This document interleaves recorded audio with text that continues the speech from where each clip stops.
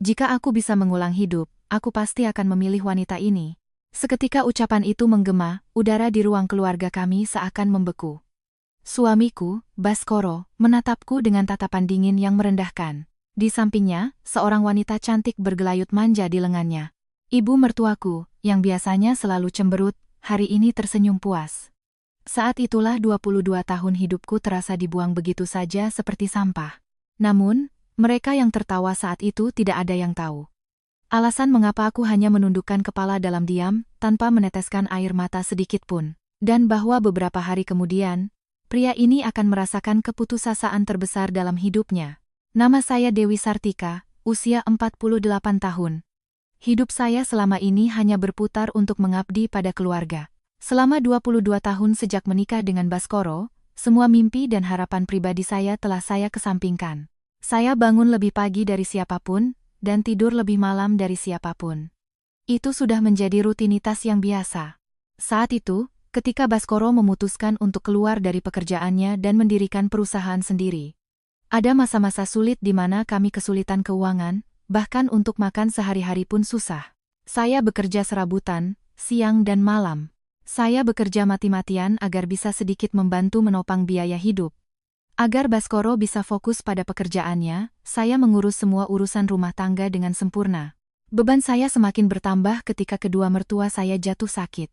Terutama, merawat ibu mertua adalah pekerjaan yang luar biasa beratnya. Setelah ayah mertua meninggal, kini saya yang merawat ibu mertua seorang diri. Mulai dari membersihkan kotorannya hingga menyiapkan makanannya. Menemaninya ke rumah sakit. Seluruh waktu saya tersita untuk ibu mertua. Saya tidak punya uang untuk membeli baju baru. Bahkan waktu untuk pergi ke salon pun saya korbankan. Meskipun tangan saya menjadi kasar, dan ujung jari saya pecah-pecah, saya tidak pernah membeli satu pun krim tangan. Itu karena saya ingin menghemat pengeluaran rumah tangga dan mengalihkannya untuk modal perusahaan. Suatu saat nanti, kalau perusahaan sudah stabil, hidup kita akan lebih mudah, Baskoro selalu berkata begitu. Saya hanya percaya pada kata-kata itu dan bertahan melewati masa-masa sulit. Kesuksesan suami adalah kebanggaan kecil bagi saya. Perlahan-lahan, perusahaan mulai berkembang dan kondisi keuangan kami membaik. Baskoro mulai sering pulang larut malam dan perjalanan dinasnya pun bertambah. Ini tuntutan pekerjaan sebagai direktur, katanya. Mendengar itu, saya tidak bisa berkata apa-apa. Saya hanya khawatir akan kesehatannya dan terus membuatkan makanan bergizi untuknya. Setiap hari saya makan malam sendirian, memanaskan kembali hidangan yang sudah dingin. Namun, saya pikir tidak apa-apa selama keluarga saya bahagia. Karena bagi saya, rumah ini adalah satu-satunya tempat saya, dan Baskoro adalah satu-satunya orang yang saya miliki. Hari itu pun, saya seperti biasa menyiapkan makan malam dan menunggunya. Saya memasak semur, makanan kesukaan Baskoro, dan menanti kepulangannya. Sekitar pukul 11 malam, saya mendengar suara pintu depan terbuka. Selamat datang, saya menyapanya sambil berjalan ke arah pintu masuk, namun langkah saya terhenti. Baskoro tidak sendirian.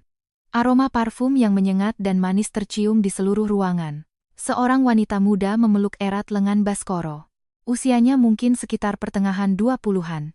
Riasannya mencolok dan ia membawa tas bermerek. Ia adalah wanita dari dunia yang glamor, sangat berbeda dengan saya.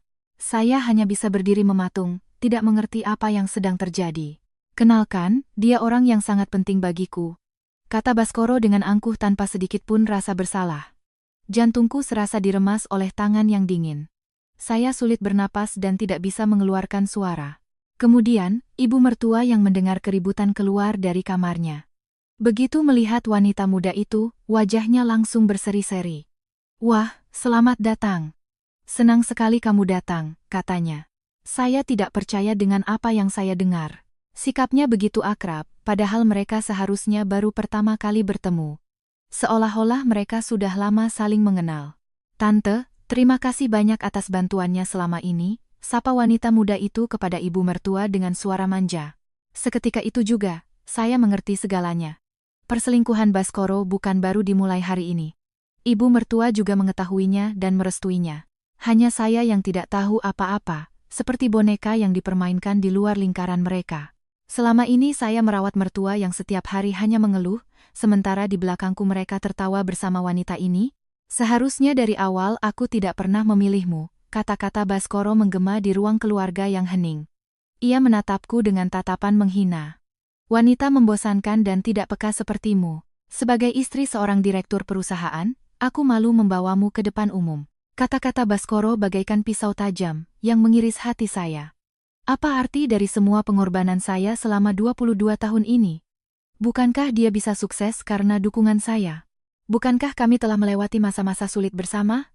Namun, dia menyangkal semua itu. Jika aku bisa mengulang hidup, aku pasti akan memilih wanita ini. Kalimat terakhir itu benar-benar menghancurkan sesuatu di dalam hati saya. Ibu mertua pun ikut tersenyum sinis di sampingnya. Benar sekali. Anak ini jauh lebih perhatian. Kamu sudah tidak punya tempat lagi di rumah ini. Sebuah vonis dari keluarga yang telah saya abdikan selama 22 tahun. Seharusnya, ini adalah momen di mana saya akan menangis histeris dan marah besar. Saya punya hak untuk menampar pipi Baskoro sambil berteriak, "Jangan bercanda." Tapi saya tidak menangis. Rasa marah pun tidak muncul. Saya hanya merasakan hati saya menjadi luar biasa dingin. Seolah-olah semua emosi telah hilang dari tubuh saya. Tanpa membantah sepatah kata pun, saya hanya menundukkan kepala dalam diam.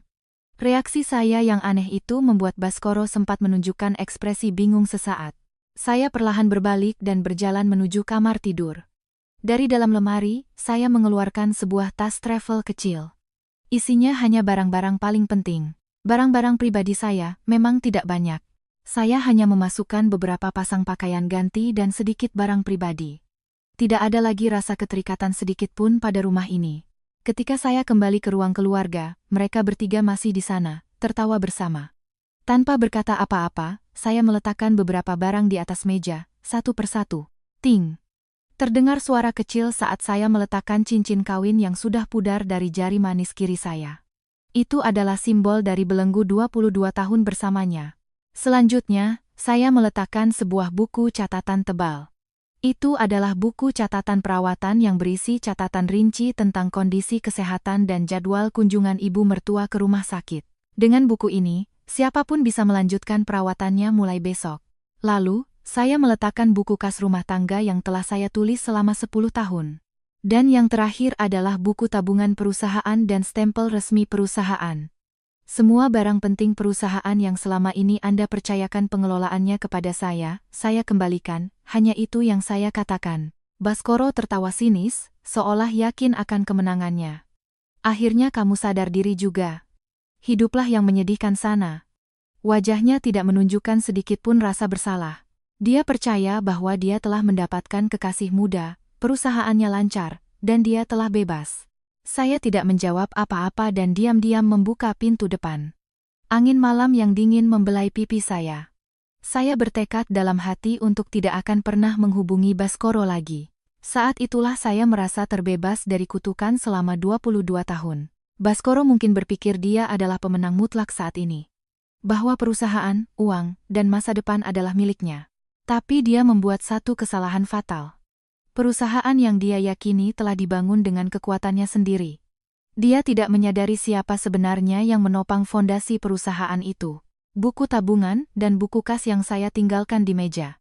Di sanalah tersembunyi rahasia besar yang tidak dia ketahui. Sambil berjalan menyusuri jalanan malam, saya tersenyum dingin. Neraka yang sesungguhnya bagi pria malang itu baru saja akan dimulai. Keesokan paginya, Baskoro bangun dengan suasana hati yang terbaik. Di sebelahnya, kekasihnya yang muda dan cantik masih tertidur. Ketika dia pergi ke ruang keluarga, pemandangannya masih sama seperti semalam. Di atas meja, tergeletak barang-barang yang ditinggalkan Dewi. Cincin kawin yang usang, buku catatan perawatan yang tebal, buku kas yang lusuh, serta buku tabungan dan stempel perusahaan. Baskoro tertawa sinis sambil membuang cincin kawin itu ke tempat sampah. Benar-benar wanita yang tidak peka, gumamnya.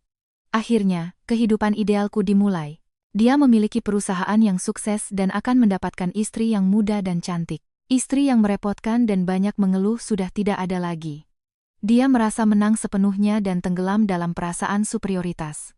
Namun, perasaan superioritas itu tidak bertahan lama. Dari kamar sebelah, terdengar suara melengking ibu mertuanya. Perutku lapar. Sarapannya mana? Kekasihnya, Riana, bangun sambil mengucek mata dengan kesal. Hah? Aku yang harus merawat tante? Dia menunjukkan wajah tidak suka yang terang-terangan, lalu duduk di sofa. Baskoro, sedikit kesal, menunjuk buku catatan di meja.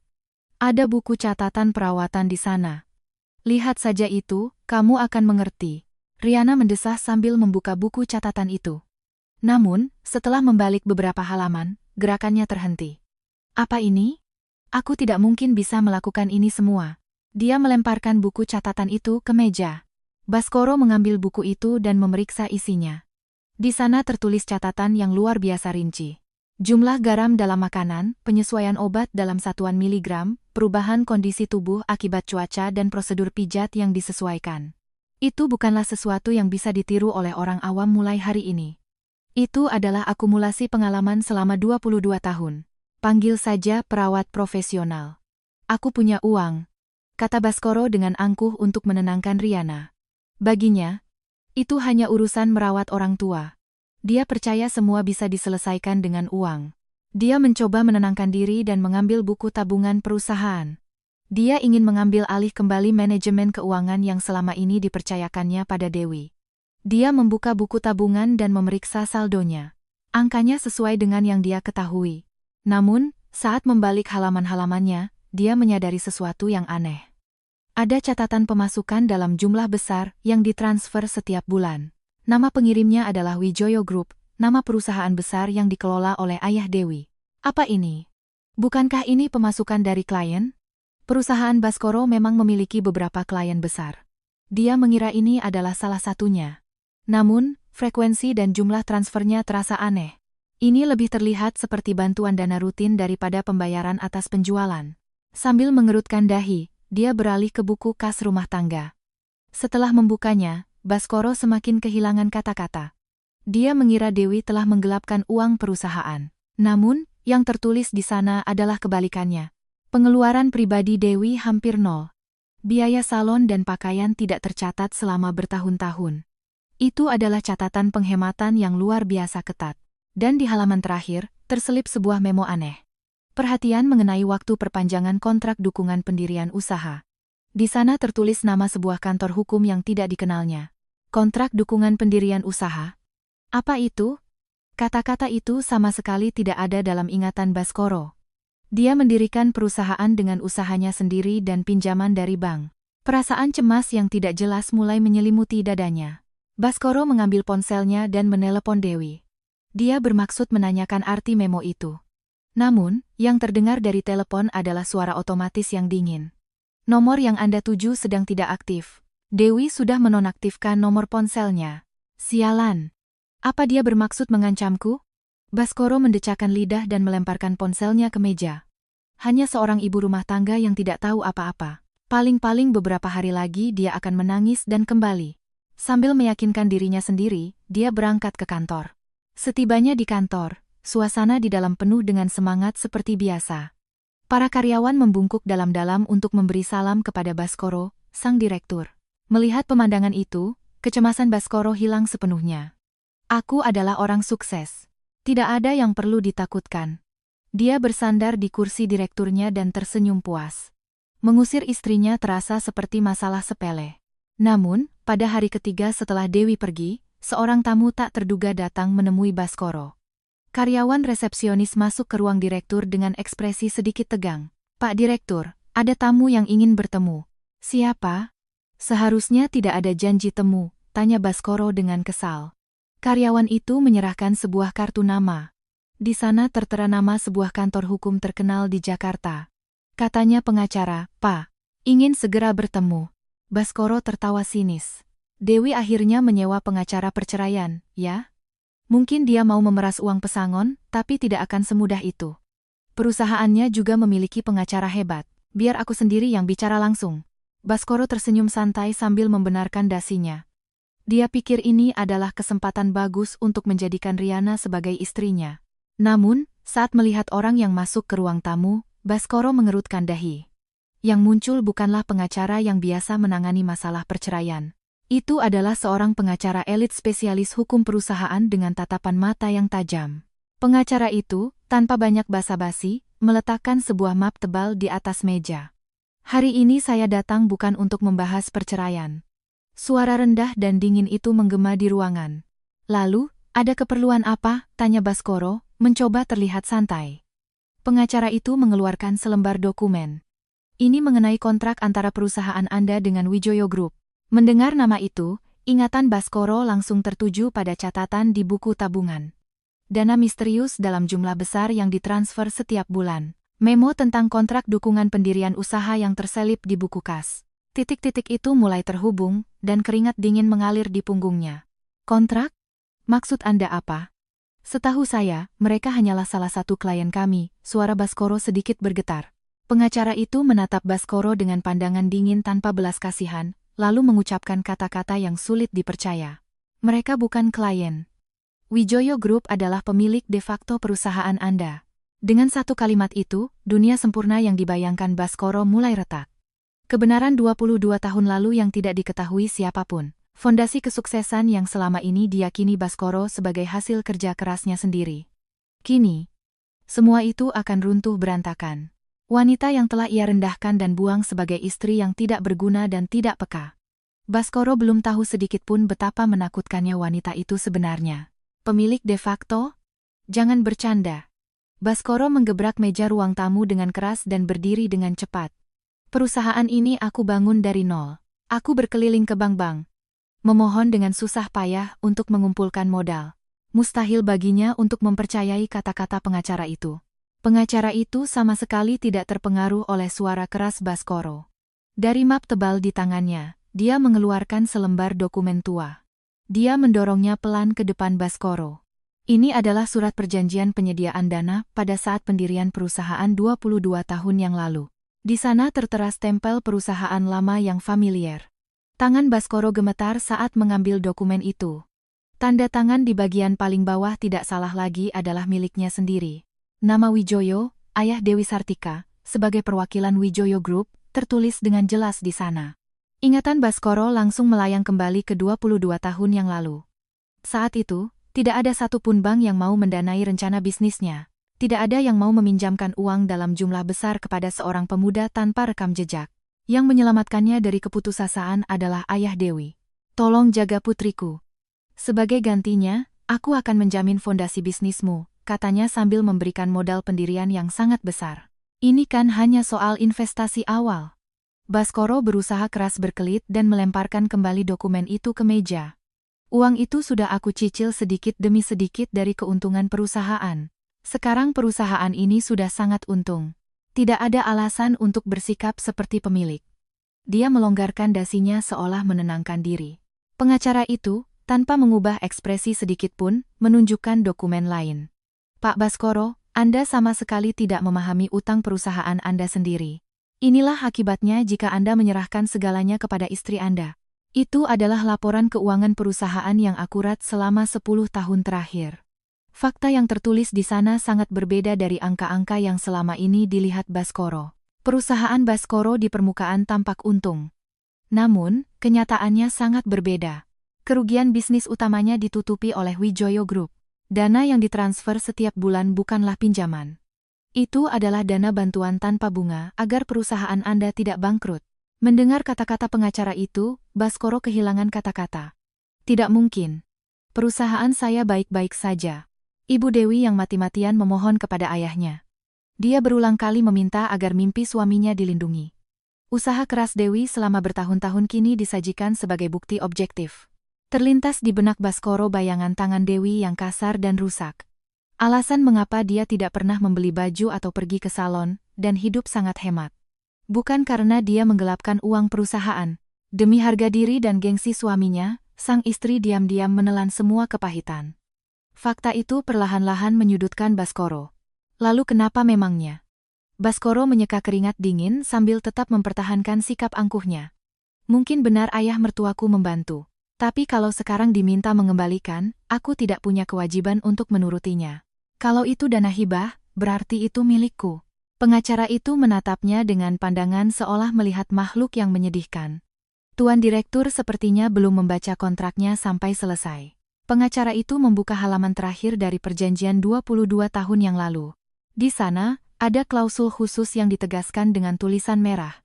Dukungan ini memiliki satu syarat mutlak. Saat melihat syarat itu, wajah Baskoro menjadi pucat pasi. Ah, apa ini? Mana ada perjanjian konyol seperti ini? Ini adalah kontrak. Dan Anda telah melanggarnya. Klausul khusus yang ditunjukkan pengacara itu adalah bom waktu yang akan menghancurkan hidup Baskoro dari akarnya. Jika terkonfirmasi adanya tindakan pengkhianatan serius terhadap putri saya, maka kontrak ini akan segera berakhir. Pengacara itu membacakan klausul tersebut dengan nada datar. Selanjutnya, semua dana bantuan yang telah diberikan di masa lalu harus dikembalikan seluruhnya dengan segera. Wajah Baskoro sempat pucat, tapi kemudian dia tertawa terbahak-bahak. Hahaha. Apa-apaan kertas konyol ini? Ini surat perjanjian 22 tahun yang lalu? Mana mungkin masih punya kekuatan hukum sekarang? Baskoro membanting surat kontrak itu ke meja dan menertawakan pengacara itu. Dan lagi, tindakan pengkhianatan serius? Jangan membuatku tertawa. Aku hanya mencampakkan wanita tak berguna yang tidak bisa menjalankan perannya sebagai istri. Dia itu hanya parasit yang hidup dari hasil jerih payahku. Dia bahkan tidak bisa mengurus rumah dan merawat orang tua dengan baik, jadi aku ganti dengan wanita yang lebih muda. Aku ini direktur yang bekerja mati-matian di luar sana. Wanita yang bahkan tidak bisa mengurus rumah dengan benar, tidak punya hak untuk mengeluh. Dari mulut Baskoro keluar hinaan-hinaan keji terhadap Dewi. Pengacara itu sama sekali tidak mengubah ekspresinya, mendengarkan semua amukan Baskoro. Dia itu hanya pembantu gratis, tidak lebih. Tidak punya pesona sebagai wanita. Tidak punya wawasan. Berjalan bersamanya saja sudah membuatku malu. Aku sudah menafkahinya selama 22 tahun. Sudah sepantasnya dia berterima kasih. Tidak peduli seberapa besar perusahaan keluarganya. Aku yang membuat perusahaan ini besar dengan kemampuanku sendiri. Jangan pikir kau bisa mengancamku dengan surat kontrak tua ini. Baskoro benar-benar kehilangan kendali diri dan sikap arogannya semakin menjadi-jadi. Seperti anjing yang menggonggong untuk menutupi kelemahannya. Sampaikan pada Dewi, trik murahan seperti ini tidak akan berhasil. Kalau memang butuh uang, suruh dia datang merangkak di kakiku sambil menangis. Kalau begitu, mungkin aku akan memberinya sedikit uang pesangon. Tapi dalam hidupku, aku tidak butuh lagi wanita tua keriput itu. Aku akan memulai hidup baru dengan istri yang muda dan cantik. Pengacara itu menghela napas pelan dan menutup mapnya. Keinginan Pak Direktur sudah sangat jelas. Tidak ada permintaan maaf kepada istri Anda, dan tidak ada penyesalan atas tindakan Anda. Mendengar suara dingin pengacara itu, Baskoro membusungkan dada dengan angkuh. Tentu saja. Aku tidak melakukan kesalahan apapun. Justru aku ini korbannya. Gara-gara wanita suram itu, hidupku terkekang. Akhirnya aku bebas. Mulai sekarang, tidak ada yang bisa menghentikanku. Setelah selesai mendengarkan kata-kata Baskoro, pengacara itu mengeluarkan sebuah alat kecil dari tasnya. Itu adalah perekam suara berkinerja tinggi. Semua perkataan Anda barusan sudah saya rekam. Mendengar kata-kata pengacara itu, raut wajah santai Baskoro sempat menghilang. Apa katamu? Beraninya kau merekam tanpa izin, curang sekali. Ini untuk memperkuat bukti adanya tindakan pengkhianatan serius, jawab pengacara itu dengan tenang, lalu membuka kembali map tebalnya. Sebenarnya, Ibu Dewi sudah menyewa detektif dan mengumpulkan bukti yang cukup. Pengacara itu menyajikan banyak foto dan laporan di atas meja. Foto-foto jelas Baskoro dan Riana masuk dan keluar dari hotel-hotel mewah. Salinan kwitansi pembelian barang-barang mewah untuk kekasihnya menggunakan biaya perusahaan. Perilaku perselingkuhan ini, penggunaan dana perusahaan untuk kepentingan pribadi, dan pernyataan penghinaan keji terhadap istri Anda barusan. Semua ini jelas merupakan tindakan pengkhianatan yang termasuk dalam klausul khusus. Baskoro menatap tajam foto-foto di atas meja, giginya bergemeletuk. Sialan. Sejak kapan wanita itu melakukan ini? Tapi, dia masih percaya diri. Ini semua hanya perpanjangan dari pertengkaran suami istri biasa. Bukan masalah yang bisa menggoyahkan perusahaan. Aku ini direktur. Baskoro masih percaya posisinya benar-benar aman. Baiklah. Kalau begitu, kami akan melanjutkan ke proses hukum. Pengacara itu berdiri dan meletakkan selembar dokumen terakhir di atas meja. Mulai hari ini, semua bantuan dari Wijoyo Group akan dihentikan sepenuhnya. Dan ini adalah surat pemberitahuan resmi dari kantor hukum kami. Dalam waktu 1 minggu, kami menuntut pengembalian dana bantuan di masa lalu sebesar 30 miliar rupiah secara tunai. Selanjutnya, ini adalah surat gugatan cerai dari istri Anda, dan tuntutan ganti rugi. Tuntutan dengan jumlah yang sama, juga akan kami layangkan kepada pihak selingkuhan Anda. Baskoro menepis dokumen-dokumen itu dengan kasar dan kembali tertawa sinis. 30 miliar rupiah? Konyol. Siapa yang akan membayar uang sebanyak itu? Mau ke pengadilan atau apapun, silakan saja. Aku punya pengacara hebat. Akan kuhancurkan wanita bodoh itu di pengadilan. Aku bahkan akan menuntutnya balik atas pencemaran nama baik. Ingat baik-baik, aku tidak akan memberi ampun pada siapapun yang menghalangi jalanku, bahkan jika itu mantan istriku. Baskoro berteriak dengan wajah memerah karena marah. Begitu ya? Kalau begitu, silakan konfirmasi juga dengan pengacara perusahaan Anda. Pengacara itu membungkuk sedikit dan hendak meninggalkan ruangan. Namun, dia berhenti di depan pintu dan berbalik dengan tenang. Satu hal terakhir yang ingin saya sampaikan. Istri Anda tidak sedang mencoba mengambil uang dari Anda. Ketika Baskoro memasang wajah curiga, pengacara itu berkata dengan dingin, istri Anda hanya sedang mencoba mengembalikan martabatnya. Martabat yang selama 22 tahun ini, Anda injak-injak begitu saja. Dan Anda akan segera tahu betapa berat harga yang harus Anda bayar. Pengacara itu pergi dengan cepat setelah mengatakan itu. Baskoro, yang sendirian di ruang tamu, mendecakkan lidah dengan kesal. Martabat? Jangan bercanda. Mana mungkin wanita seperti itu punya martabat? Beraninya dia bicara besar, padahal selama ini makan dari uangku. Dia segera menelepon pengacara perusahaannya. Ancaman seperti ini pasti bisa diselesaikan dalam sekejap jika diserahkan kepada profesional. Setelah beberapa kali dering, pengacara perusahaannya menjawab telepon. Pak pengacara, ini saya. Ada masalah sedikit. Mantan istri saya memakai pengacara. Dia menuntut 30 miliar rupiah, omong kosong macam apa itu? Saya mau Bapak segera menangani ini dan membungkam mereka. Baskoro memberi perintah dengan sikap angkuh seperti biasa. Namun, reaksi pengacara di seberang telepon sangat berbeda dari biasanya. Pak Baskoro, sebenarnya saya juga ingin bicara dengan Anda. Suaranya sangat kaku dan formal. Ada apa? Apa pengacara pihak sana sudah menghubungimu? Tanya Baskoro. Pengacara itu menjawab dengan berat hati. Mohon maaf. Tapi kami akan mengakhiri kontrak kerjasama dengan perusahaan Anda. Baskoro tidak percaya dengan apa yang didengarnya. Apa? Mengakhiri kontrak? Apa maksudmu? Aku akan bayar berapapun. Ini bukan masalah uang. Melawan Wijoyo Group, kantor hukum kami tidak mungkin bisa menang. Selain itu, tadi saya sudah menerima kiriman dokumen dari pengacara pihak lawan. Bukti-bukti telak perselingkuhan Anda dan penyelewengan dana perusahaan. Dengan bukti yang begitu lengkap, tidak ada gunanya maju ke pengadilan. Kami tidak bisa membantu Anda lebih jauh lagi. Setelah mengatakan itu secara sepihak, telepon diputus begitu saja. Hei, halo. Pak, jangan bercanda. Baskoro membanting ponselnya ke meja dan berteriak keras. Bajingan itu kabur. Pengacara tidak berguna. Untuk pertama kalinya, kepanikan yang jelas muncul di hati Baskoro. Orang yang dia anggap sebagai sekutu kini meninggalkannya begitu saja. Tapi dia masih tidak mau menghadapi kenyataan. Aku masih punya perusahaan. Masih punya karyawan. Masih punya klien. 30 miliar rupiah bisa aku dapatkan dengan mudah kalau mengajukan pinjaman ke bank. Aku tidak akan membiarkan wanita itu menghancurkan hidupku. Dengan mata merah, Baskoro menatap dinding ruang direktur yang kosong. Saat itu, pintu ruang direktur diketuk dengan kasar. Pak Direktur, gawat. Ada telepon mendesak di jalur luar. Kepala bagian keuangan masuk dengan tergesa-gesa dan wajah pucat. Berisik. Aku sedang sibuk. Nanti saja. Bentak Baskoro. Tapi kepala bagian keuangan menggelengkan kepala dengan wajah pucat. Tidak bisa, Pak. Dari kepala cabang bank utama kita, beliau ingin bicara segera mengenai pinjaman selama ini. Beliau berkata dengan nada sangat tegas agar Bapak segera datang sekarang juga. Mendengar kata-kata itu, hawa dingin menjalari punggung Baskoro. Panggilan mendadak dari bank utama. Skenario yang diperingatkan oleh pengacara itu mulai bergerak cepat. Istana pasir yang dibangun Baskoro kini akan runtuh. Tapi neraka yang sebenarnya baru saja dimulai di ambang pintu.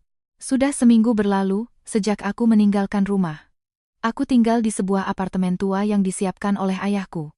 Sebuah kamar sempit seluas 6 tatami yang dingin dengan perabotan seadanya. Meski begitu, ruangan tanpa caci maki ibu mertua dan tatapan dingin suami terasa damai. Namun, ketenangan itu tiba-tiba pecah oleh dering telepon. Di layar tertera nama seorang teman lama yang akrab. Begitu aku mengangkat telepon, suara bentakan yang memekakan telinga terdengar. Kamu keterlaluan. Bisa-bisanya kamu melakukan hal sekeji itu. Aku hanya bisa bingung, tidak mengerti apa yang dia maksud. Jangan pura-pura tidak tahu. Aku dengar semuanya dari Mas Baskoro. Apa yang dia ceritakan membuatku tak percaya. Dia bilang aku berselingkuh dengan pria muda dan kabur setelah menggelapkan uang perusahaan. Bahkan ada kebohongan bahwa aku mendorong ibu mertua yang terbaring sakit sebelum pergi. Baskoro telah mengirimkan cerita rekayasa ini ke semua kenalan dan kerabatku. Dia berkeliling sambil menangis, menampilkan diri sebagai korban dan menjelek-jelekkanku. Mengkhianati Mas Baskoro yang begitu berbakti, apa kamu tidak malu sebagai manusia? Jangan pernah hubungi kami lagi. Telepon diputus secara sepihak, dan aku hanya bisa berdiri termangu. Tak lama kemudian, pesan-pesan hinaan serupa mulai berdatangan dari kerabat lain. Ini adalah awal dari pembunuhan karakter secara sistematis oleh Baskoro. Tujuannya sangat jelas, merampas semua pendukung di sekitarku dan membuatku terisolasi sepenuhnya. Lalu dia menunggu sampai mentalku hancur. Dengan tangan gemetar, aku memeriksa rekening bank tempatku menyimpan biaya hidup. Rekening tabungan kecil atas namaku sendiri. Namun, saat melihat layar saldo di ponsel, aku menahan napas. Simpanan yang seharusnya ada beberapa juta rupiah telah ditarik semua. Saldo menunjukkan angka nol yang kejam. Pasti Baskoro yang menggunakan buku tabungan dan stempelku untuk menutup rekening secara sepihak. Dia memanfaatkan barang-barang yang kutinggalkan saat pergi dari rumah. Memutus sumber keuanganku dan menghancurkan kredibilitas sosialku sepenuhnya. Itulah serangan balik yang dipilih Baskoro yang terpojok. Dia mungkin sadar tidak bisa menang melalui jalur hukum formal lewat pengacara. Dia berniat menaklukkanku dengan cara licik apapun. Saat itu, bel apartemen berbunyi dengan keras. Aku mengintip dari lubang pintu dan melihat seorang pria berjas yang tidak kukenal berdiri di sana. Dia memegang sebuah amplop tebal. Dengan perasaan tidak enak, aku menerimanya dengan tangan gemetar. Pengirimnya adalah perusahaan penjaminan dari sebuah perusahaan pinjaman konsumen yang belum pernah kudengar. Aku merobek amplop itu dan mengeluarkan isinya. Di sana tertulis kata-kata yang sulit dipercaya. Pemberitahuan tagihan sekaligus kepada penjamin bersama atas utang sebesar 5 miliar rupiah. Duniaku serasa gelap dan aku jatuh terduduk. 5 miliar rupiah. Aku sama sekali tidak ingat pernah meminjam uang sebanyak itu. Tanggal di dokumen itu adalah sehari setelah aku meninggalkan rumah. Baskoro. Baskoro yang menggunakan namaku secara sepihak untuk berutang. Setelah ditolak pinjaman oleh bank utama, dia beralih ke rentenir ilegal. Dan dengan stempel yang kutinggalkan, dia menjadikanku penjamin bersama. Ini tidak bisa dibiarkan. Aku meremas dokumen itu dan duduk di lantai yang dingin. Seolah menambah penderitaan, ponselku berdering. Panggilan dari nomor tak dikenal. Aku langsung tahu itu dari Baskoro. Begitu aku menjawab, terdengar suara tawa dari seberang. Halo Dewi, suratnya sudah sampai? Kamu. Apa yang kamu lakukan? Beraninya memakai namaku seenaknya. Jangan bicara begitu, itu kan tanggung jawab kita bersama sebagai suami istri. Suara Baskoro tidak lagi terdengar panik seperti tempo hari. Terasa jelas dia merasa telah merebut kembali kendali dan menang. Bagaimana rasanya jadi bahan tertawaan kerabat dan menanggung utang 5 miliar? Licik sekali. Ini jelas-jelas kejahatan. Punya bukti? Stempel itu milikmu. Tanda tangannya juga kutiru semirip mungkin. Kalaupun kau lapor polisi, paling hanya dianggap masalah utang piutang suami istri. Baskoro dengan suara licin memberiku pilihan terakhir. Cabut gugatan ganti rugimu. Minta ayahmu melanjutkan lagi dukungannya. Kalau kau lakukan itu, utangnya akan kubayar sedikit demi sedikit. Kesalahpahaman dengan kerabat juga akan kujelaskan baik-baik. Kau tidak punya pilihan lain selain merangkak di kakiku. Kata-kata Baskoro melilitku seperti beban berat. Menjatuhkanku ke titik terendah, lalu berpura-pura menyelamatkanku untuk kembali mengendalikanku. Seperti yang telah dilakukannya selama 22 tahun untuk memanipulasiku. Beri jawaban sampai besok siang. Aku akan tunggu. Kalau kau menolak, penagih utang akan datang ke rumah orang tuamu. Telepon diputus sepihak, dan keheningan dingin kembali menyelimuti ruangan. Di dalam kamar yang gelap, aku menatap surat tagihan 5 miliar rupiah itu. Hinaan dari lingkungan, kenyataan tak punya uang, dan utang yang sangat besar. Jalan keluarku benar-benar tertutup, dan aku berdiri di depan dinding keputusasaan yang menjulang tinggi. Niat jahat Baskoro jauh melampaui imajinasiku. Jika dalam kondisi mental normal, hatiku mungkin sudah hancur lebur. Jika aku menyerah, aku hanya akan kembali ke kehidupan neraka itu. Aku menutupi wajah dengan kedua tangan dan menarik napas dalam-dalam. Air mata tidak keluar. Hanya kemarahan yang mendalam yang membara di dada. Tapi saat itulah, mataku terpaku pada satu bagian di surat tagihan yang kupegang erat. Aku mengangkat wajah dan segera menyalakan lampu kamar. Aku menatap lekat-lekat tanda tangan di kolom penjamin bersama. Baskoro sesumbar telah meniru tanda tanganku. Memang, sekilas terlihat sangat mirip dengan tulisanku. Tapi, dia telah membuat satu kesalahan fatal. Kesalahan yang terjadi justru karena selama 22 tahun bersama, dia sama sekali tidak peduli padaku. Kejanggalan kecil, namun absolut ini. Dengan ini saja, aku bisa membuktikan pemalsuannya secara tuntas. Musuh sedang terlena, tidak menyadari ranjau mematikan yang ada di bawah kakinya sendiri. Aku segera mengambil ponsel dan menghubungi pengacaraku. Api dingin yang tak akan pernah padam mulai menyala di dalam hatiku.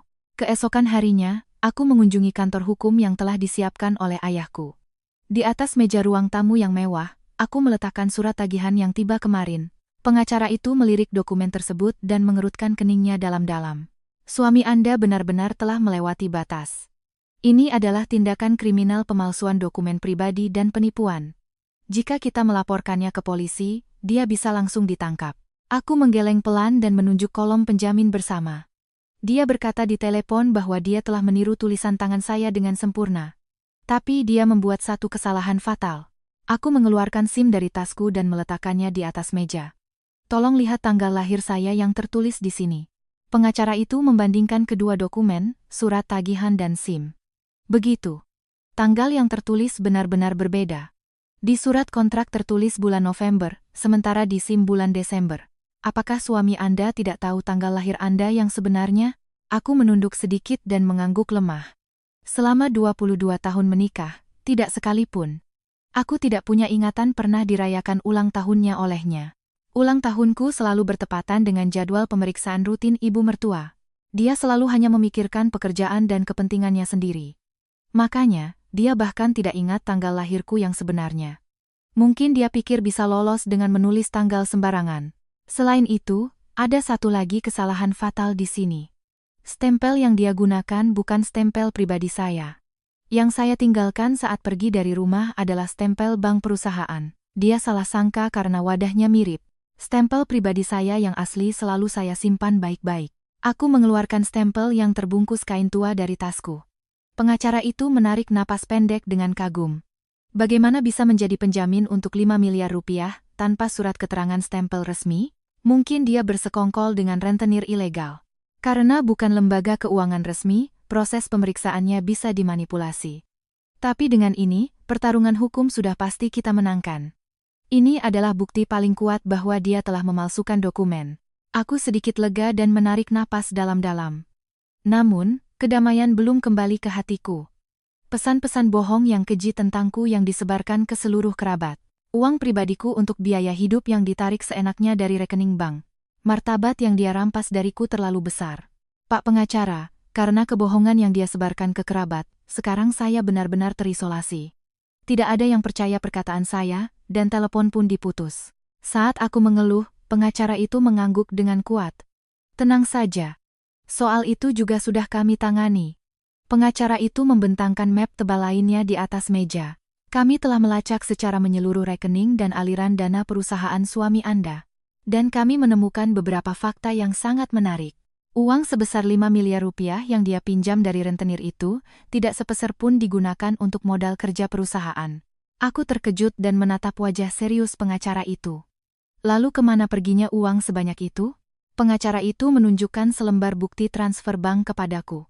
Seluruhnya ditransfer ke rekening rahasia miliknya di luar negeri. Disinilah niat Baskoro yang sebenarnya, dan mengerikan terungkap. Dia sadar bahwa bantuan dana dari ayahku telah dihentikan sepenuhnya. Dia tahu bahwa perusahaannya akan segera bangkrut. Karena itu, pada akhirnya dia berutang dengan menjadikanku penjamin bersama. Dia menciptakan uang tunai dalam jumlah besar dan menyembunyikannya di kantongnya sendiri. Dia akan sengaja membuat perusahaan bangkrut secara terencana, dan semua utang akan dilimpahkan kepadaku. Dia sendiri akan kabur dengan uang tunai 5 miliar rupiah bersama kekasih mudanya. Itulah rencana pelarian yang sempurna dan licik yang dia bayangkan. Aku merasakan kemarahan yang membuatku mual karena kelicikannya yang luar biasa. Suami yang telah bersamaku selama 22 tahun ternyata adalah manusia sedingin ini. Dia bermaksud menjadikan Anda sebagai kambing hitam. Utang dan tanggung jawab atas kebangkrutan perusahaan, semuanya akan dilimpahkan kepada Anda. Suara pengacara itu terdengar pelan namun dingin. Lebih parahnya lagi, dia punya rencana lain. Pengacara itu membalik lembaran lain dan menunjukkannya padaku. Akhir pekan ini, dia sedang dalam proses menjual rumah itu ke agen properti. Sudah ada calon pembeli yang tertarik setelah melihat rumahnya. Jika rumah itu terjual, menurut Anda apa yang akan terjadi pada ibu mertua Anda yang terbaring sakit? Aku menahan napas. Jangan-jangan. Dia berniat menelantarkan ibunya sendiri? Dia tidak mengurus prosedur untuk memasukkan ibu mertuanya ke panti.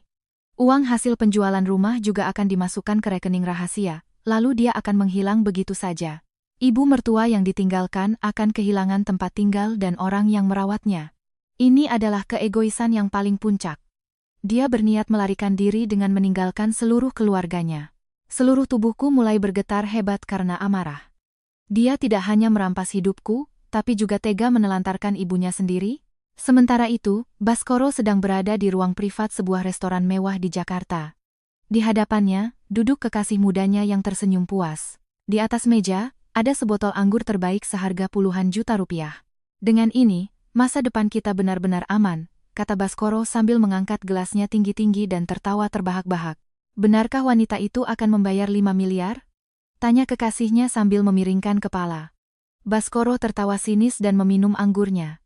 Dia tidak punya pilihan lain. Dia sudah jadi musuh semua kerabatnya dan tidak punya tempat untuk lari. Dia pasti ketakutan sendirian tanpa ada yang menolong. Mungkin sekarang dia sedang menangis histeris di apartemen kumuhnya.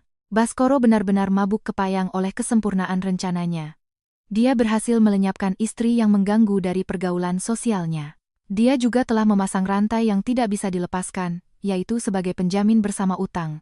Tinggal beberapa hari lagi, dia akan kabur dengan uang hasil penjualan rumah dan 5 miliar rupiah. Ibu yang merepotkan dan perusahaan yang hampir bangkrut, semua bisa dilimpahkan pada wanita itu. Wanita bodoh dan tidak peka itu akhirnya berguna juga, gumam Baskoro sambil memeluk bahu kekasihnya dan menenggak anggur kemenangannya. Dia sama sekali tidak mendengar langkah kaki kehancuran yang mendekat di belakangnya. Dia tidak sadar bahwa semua jebakan licik yang dipasangnya telah berbalik menyerangnya. Bukti pemalsuan, keberadaan rekening rahasia, semuanya sudah terbongkar. Pak pengacara, saya tidak akan pernah memaafkan pria itu. Aku menyatakan dengan suara yang jelas kepada pengacara. Saya tidak hanya akan bertahan. Saya akan menyerang balik sepenuhnya. Saya akan membuatnya membayar semua yang telah dia rampas dari saya. Api dingin yang tak akan pernah padam membara di dalam hatiku. Baiklah. Kalau begitu, mari kita laksanakan tahap pertama dari rencana kita, kata pengacara itu sambil tersenyum licik dan mengeluarkan sebuah daftar. Hal yang paling dia takuti adalah kebohongannya terbongkar oleh orang-orang di sekitarnya. Pertama-tama, besok kita akan menuju ke tempat di mana dia paling lengah. Di sana, kita akan hancurkan satu persatu kebohongan sempurna yang telah dia bangun. Keesokan siangnya, aku berdiri di depan pintu sebuah tempat yang sama sekali tidak dia duga. Aku menarik napas dalam-dalam dan perlahan menekan bel intercom. Pertarungan pertama untuk membalikkan jebakan yang dia buat untuk mengisolasikanku. Jenderang perang serangan balik telah ditabuh, pelan namun pasti. Tempat yang kudatangi adalah rumah Paman Baskoro, kerabat yang paling berpengaruh. Orang yang kemarin meneleponku dengan kemarahan paling hebat. Begitu bel kubunyikan, Paman keluar dengan wajah kesal. Beraninya kau datang kemari. Pulang sana, teriaknya dan hendak menutup pintu. Namun, pengacara yang berdiri di sampingku dengan tenang menyodorkan kartu namanya. Selamat siang. Saya pengacara yang mewakili Ibu Dewi. Hari ini kami datang untuk menjelaskan fakta-fakta palsu yang telah disebarkan oleh Bapak Baskoro kepada Anda semua, dengan membawa bukti-bukti objektif. Suara yang dingin dan berwibawa itu membuat Paman sedikit gentar. Dengan enggan, dia mempersilakan kami masuk ke ruang tamu, lalu duduk sambil melipat tangan dan menatap kami tajam. Bukti atau apalah, aku tidak tahu, tapi aku percaya pada kata-kata Baskoro. Tanpa menunjukkan emosi, aku dengan tenang menyusun dokumen-dokumen di atas meja. Paman, mohon lihat ini dulu sebelum menilai. Yang pertama ku keluarkan adalah salinan buku tabungan dan buku kas pribadiku. Dia bilang saya menggelapkan uang perusahaan, kan? Tapi ini adalah laporan keuangan perusahaan yang akurat selama 10 tahun terakhir. Paman mengambil dokumen itu dengan curiga, dan matanya menelusuri angka-angka. Apa ini? Kenapa rugi besar terus? Benar. Kebohongan bahwa dia membesarkan perusahaan dengan kemampuannya sendiri. Setiap bulan, perusahaan ayah saya memberikan bantuan dana. Jauh dari menggelapkan, justru sayalah yang menopang perusahaan. Sebagai bukti, aku menunjukkan catatan transfer dari Wijoyo Group. Kemarahan di wajah paman perlahan memudar, digantikan oleh kebingungan yang mendalam. Lalu bagaimana dengan cerita dia kabur dengan pria muda? Aku segera meletakkan foto-foto bukti yang diambil oleh detektif di atas meja. Pemandangan Baskoro dan wanita muda yang glamor masuk dan keluar dari hotel mewah. Yang berselingkuh dan mengusir saya dari rumah adalah Baskoro. Bukan saya. Selanjutnya, pengacara mengeluarkan alat perekam yang berisi percakapan tempo hari. Saat tombol putar ditekan, suara tawa Baskoro menggema di ruangan. Dia itu cuma pembantu gratis. Tidak ada nilainya lebih dari itu. Aku akan memulai hidup baru dengan istri yang muda dan cantik. Mendengar suara keponakannya sendiri yang tidak salah lagi, paman benar-benar kehilangan kata-kata. Tidak mungkin. Dia menangis-nangis pada kami, berpura-pura jadi korban, ternyata dia menipu kami semua. Dari tangan paman yang gemetar, kepercayaan pada Baskoro benar-benar runtuh. Tapi kebenaran yang sesungguhnya baru dimulai dari sini. Paman, ini belum semuanya. Aku mengeluarkan surat tagihan 5 miliar rupiah yang baru datang kemarin. Dia memalsukan stempel pribadi saya dan membuat saya menanggung utang yang sangat besar. Dan 5 miliar itu tidak digunakan untuk menyelamatkan perusahaan. Pengacara menunjukkan bukti transfer ke rekening rahasia di luar negeri. Bapak Baskoro berniat untuk sengaja membuat perusahaannya bangkrut. Utangnya semua dilimpahkan kepada Ibu Dewi, sementara dia sendiri kabur dengan uang tunai. Inilah keseluruhan rencana pelariannya yang licik. Mendengar kata-kata itu, wajah paman memerah, kurang ajar. Perbuatan licik seperti itu tidak bisa dimaafkan. Aku juga meminjamkan sebagian uang pensiunku ke perusahaannya. Kemarahan pada Baskoro mencapai puncaknya. Dan ada masalah yang lebih serius lagi. Aku dengan tenang mengungkapkan fakta terakhir dan terbesar. Dia sedang dalam proses menjual rumah itu akhir pekan ini. Uang hasil penjualan rumah juga akan dimasukkan ke rekening rahasia, dan dia akan kabur dengan kekasihnya. Paman membelalakan matanya tak percaya. Tunggu. Di rumah itu kan ada ibunya? Benar. Dia tidak mengurus prosedur untuk memasukkan ibunya ke panti jompo. Artinya, dia berniat menelantarkan ibunya sendiri yang telah melahirkannya. Dampak dari fakta itu tak terhingga. Melibatkan seluruh kerabat, menjebak istri, dan akhirnya menelantarkan orang tua sendiri. Memanipulasi dan memanfaatkan semua orang hanya demi nafsunya sendiri. Bajingan itu tidak akan kumaafkan. Paman gemetar karena marah dan mengambil ponselnya. Aku akan hubungi semua kerabat sekarang juga. Aku tidak akan membiarkan dia lolos begitu saja. Aku berdiri dengan tenang dan menundukkan kepala dalam-dalam. Terima kasih telah mengetahui kebenarannya. Jebakan pembalikan keadaan yang kusiapkan telah berhasil dengan sempurna. Dinding kebohongan yang dibangun Baskoro untuk mengisolasikanku kini telah berubah menjadi sangkar kokoh yang mengurungnya. Sementara itu, Baskoro sedang asyik menatap layar komputernya di ruang direktur. Di layar, tertera saldo rekening rahasianya di luar negeri. Melihat angka 5 miliar rupiah, dia bersenandung puas. Sebentar lagi Dewi pasti akan datang menangis. Tidak tahan dengan tekanan utang, dia pasti akan datang memohon maaf. Saat dia yakin akan hal itu, ponselnya berdering keras. Di layar tertera nama pamannya, koordinator keluarga. Baskoro tersenyum licik dan menjawab telepon dengan santai. Halo, Paman. Apa ada kabar dari Dewi? Tanyanya dengan suara sedih seolah-olah menjadi korban. Namun, yang terdengar dari speaker adalah bentakan yang tak terduga. Dasar kau pembohong bajingan. Sekarang juga datang ke rumahku. Gendang telinga Baskoro seakan pecah mendengar suara teriakan itu dan dia membeku. Semua perbuatan licikmu sudah aku tahu. Paman, ada apa ini? Jangan pura-pura bodoh. Kau mau membuat perusahaan bangkrut dan kabur, kan? Sampah yang tega menelantarkan orang tuanya sendiri adalah aib keluarga. Serangkaian makian yang dilontarkan membuat kepala Baskoro kosong. Bagaimana bisa ketahuan? Siapa yang memberitahu?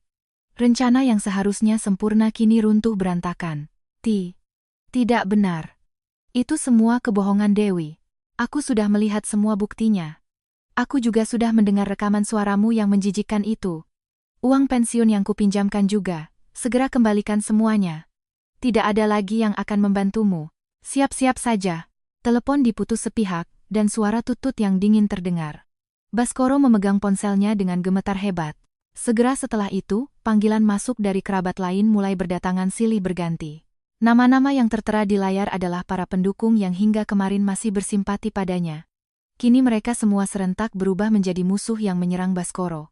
Neraka kesepian yang dia ciptakan untukku kini telah terbuka di bawah kakinya sendiri. Cukup. Jangan makam-makam denganku. Suara teriakan keras mengguncang dinding apartemen yang tipis. Baskoro, yang telah dikucilkan oleh seluruh kerabatnya dan kehilangan tempat untuk lari, memilih jalan untuk mengancamku secara langsung dan membungkamku dengan paksa.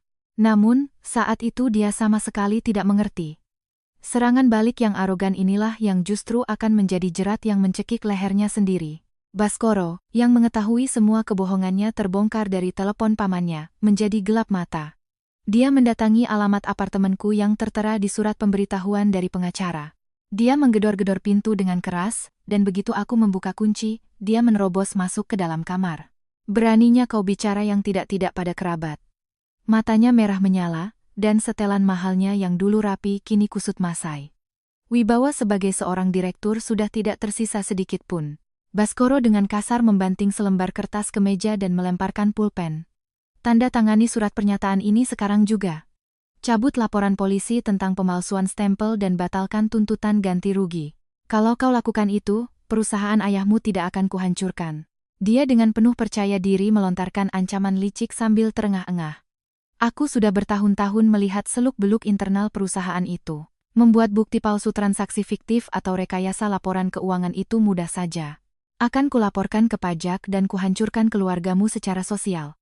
Kalau tidak mau, tanda tangani sekarang dan lanjutkan kembali dukungan kepadaku. Itu adalah ancaman premanisme yang didasarkan pada kebohongan total. Demi menutupi kejahatannya, dia bahkan hendak melibatkan keluargaku. Dia melanjutkan dengan nada kesal, kalau kau tidak mau tanda tangan, nenek tua itu akan kukirim ke rumah orang tuamu. Aku sudah tidak peduli lagi. Aku akan jual rumah dan tinggal di luar negeri dengan istri baruku. Kalau ada yang menghalangi, kalian semua akan kuseret. Dia bahkan menggunakan ibunya sendiri sebagai alat tawar-menawar. Aku hanya bisa terdiam melihat betapa egoisnya dia. Istri biasa mungkin akan menangis tersedu-sedu jika keluarganya diancam. Tapi aku tidak mengubah ekspresi sama sekali, hanya menatapnya balik dengan dingin. Kamu ini benar-benar tidak bisa diselamatkan, ya. Bukannya mengakui kesalahan, malah mencoba mengendalikanku lagi dengan kebohongan. Selama 22 tahun ini aku telah tertipu oleh ocehan kosongmu. Aku perlahan berdiri dan mengambil sebuah amplop dari laci. Lalu aku mengeluarkan sebuah dokumen resmi dan menyodorkannya di depan matanya. Lihat baik-baik siapa yang kau ancam dan posisimu sekarang. Baskoro dengan kesal merebut dokumen itu dan matanya menelusuri tulisan di dalamnya. Apa ini? Surat keputusan penyitaan? Saat membaca tulisan itu, suara Baskoro langsung meninggi. Perusahaan ayahku kemarin telah menyelesaikan proses hukum. Berdasarkan hak tagih pengembalian dana bantuan sebesar 30 miliar rupiah akibat pelanggaran klausul khusus, kami telah menyita seluruh rekening bank perusahaanmu dan seluruh aset pribadimu melalui pengadilan. Wajah Baskoro seketika pucat pasi. Tidak mungkin. Tidak mungkin prosesnya secepat ini. Ayahku mengerahkan tim hukum perusahaan yang handal. Tentu saja cepat. Sekarang ini, bank utama perusahaanmu pasti sudah dibekukan sepenuhnya. Gaji karyawan dan pembayaran ke pemasok tidak akan bisa ditarik sepeser pun. Tangannya gemetar saat mengambil ponsel. Dia mencoba menelepon kepala bagian keuangan perusahaannya. Namun, berapa kali pun ditelepon, tidak tersambung. Mungkin di dalam perusahaan sedang terjadi kepanikan besar akibat pembekuan rekening yang tiba-tiba. Sialan. Kenapa tidak diangkat? Dia hampir membanting ponselnya ke dinding, tapi berhasil menahan diri. Akan kuberitahu satu hal lagi. Aku tanpa ampun meletakkan dokumen kedua di atas meja. Sertifikat tanah dan bangunan rumah itu. Kau berencana menjual rumah itu akhir pekan ini dan kabur, kan? Baskoro tersentak, dan menatapku dengan mata penuh ketakutan. Wajahnya seolah bertanya bagaimana rencana pelariannya bisa terbongkar. Lihat baik-baik di bagian hak atas tanah. Di tempat yang kutunjuk, tertera nama sebuah badan hukum. Wijoyo Group, hak milik. Saat rumah itu dibangun, ayahku yang memberikan dana pembelian tanahnya. Tentu saja perusahaan ayahku memiliki hak prioritas pertama. Tanpa izin kami kau sama sekali tidak bisa menjual rumah itu. Cahaya di mata Baskoro benar-benar padam. Uang perusahaan tidak bisa ditarik sepeser pun. Menjual rumah untuk mendapatkan dana pelarian juga tidak mungkin. Bantuan dari kerabat juga telah terputus total sejak kejadian kemarin. Jalan keluarnya benar-benar tertutup, dia seperti tikus yang terperangkap. Tidak mungkin. Rencana sempurnaku. Dia jatuh berlutut dan mulai bergumam seperti orang mengigau. Baju zirah yang selama ini membuatnya tampak besar kini hancur berantakan. Betapa tidak berdaya dan bodohnya dia, kenyataan itu disodorkan dengan kejam oleh dokumen resmi yang tak terbantahkan. Namun, di mata Baskoro masih tersisa secercah harapan yang gigih. Tidak, belum berakhir, aku masih punya uang itu. Uang 5 miliar rupiah yang dipinjam dari rentenir. Uang itu sudah ditransfer ke rekening luar negeri. Selama ada uang itu, dia masih bisa kabur ke luar negeri bersama kekasihnya. Dia teringat pada tali penyelamat terakhirnya dan berdiri dengan senyum yang aneh. Fa, sita saja sesukamu.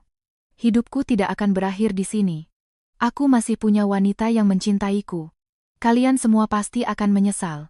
Setelah melontarkan kata-kata kekalahan itu, Baskoro kabur dari apartemen. Aku menatap punggungnya yang menyedihkan sambil menyeruput teh dingin dengan tenang.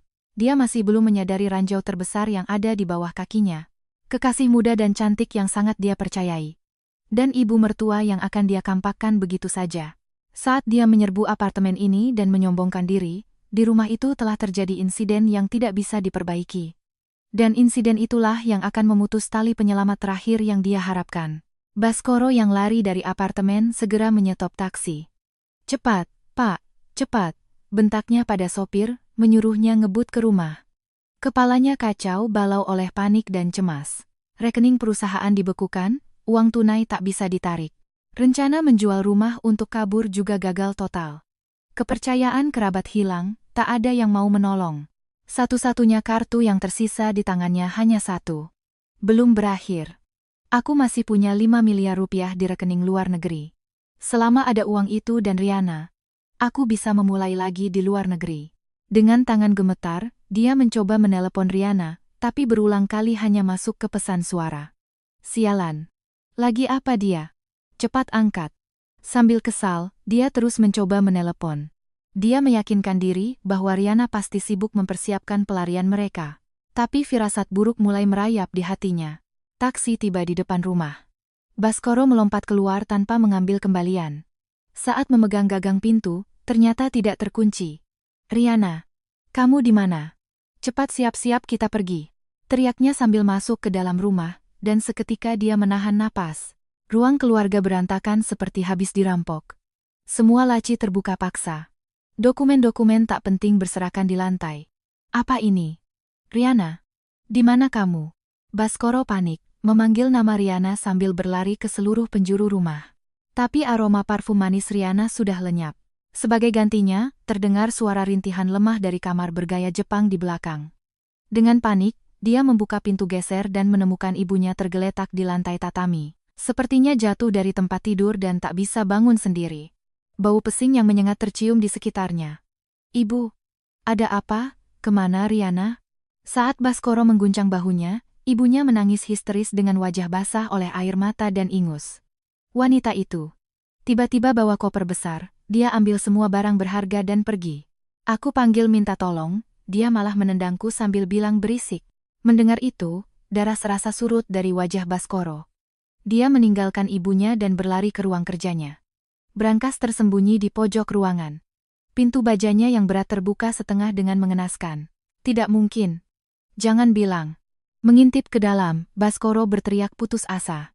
Uang tunai darurat jutaan rupiah, emas batangan untuk investasi, koleksi jam tangan mewah seharga ratusan juta, semuanya lenyap tak bersisa. Tapi yang membuatnya jatuh ke dalam teror sejati bukan hanya itu.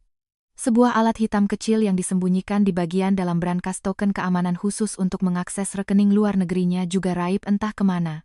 Dengan jari gemetar, Baskoro membuka aplikasi bank di ponselnya, mencoba memeriksa saldo. Tapi layar menunjukkan pesan error dingin, kata sandi telah diubah. Gagal masuk. Sebuah notifikasi masuk ke emailnya. Transfer dana sebesar 5 miliar rupiah telah selesai. Tujuan transfernya adalah rekening aset kripto yang sama sekali tidak dikenalnya. Sebuah rekening samaran di luar negeri yang sangat sulit dilacak.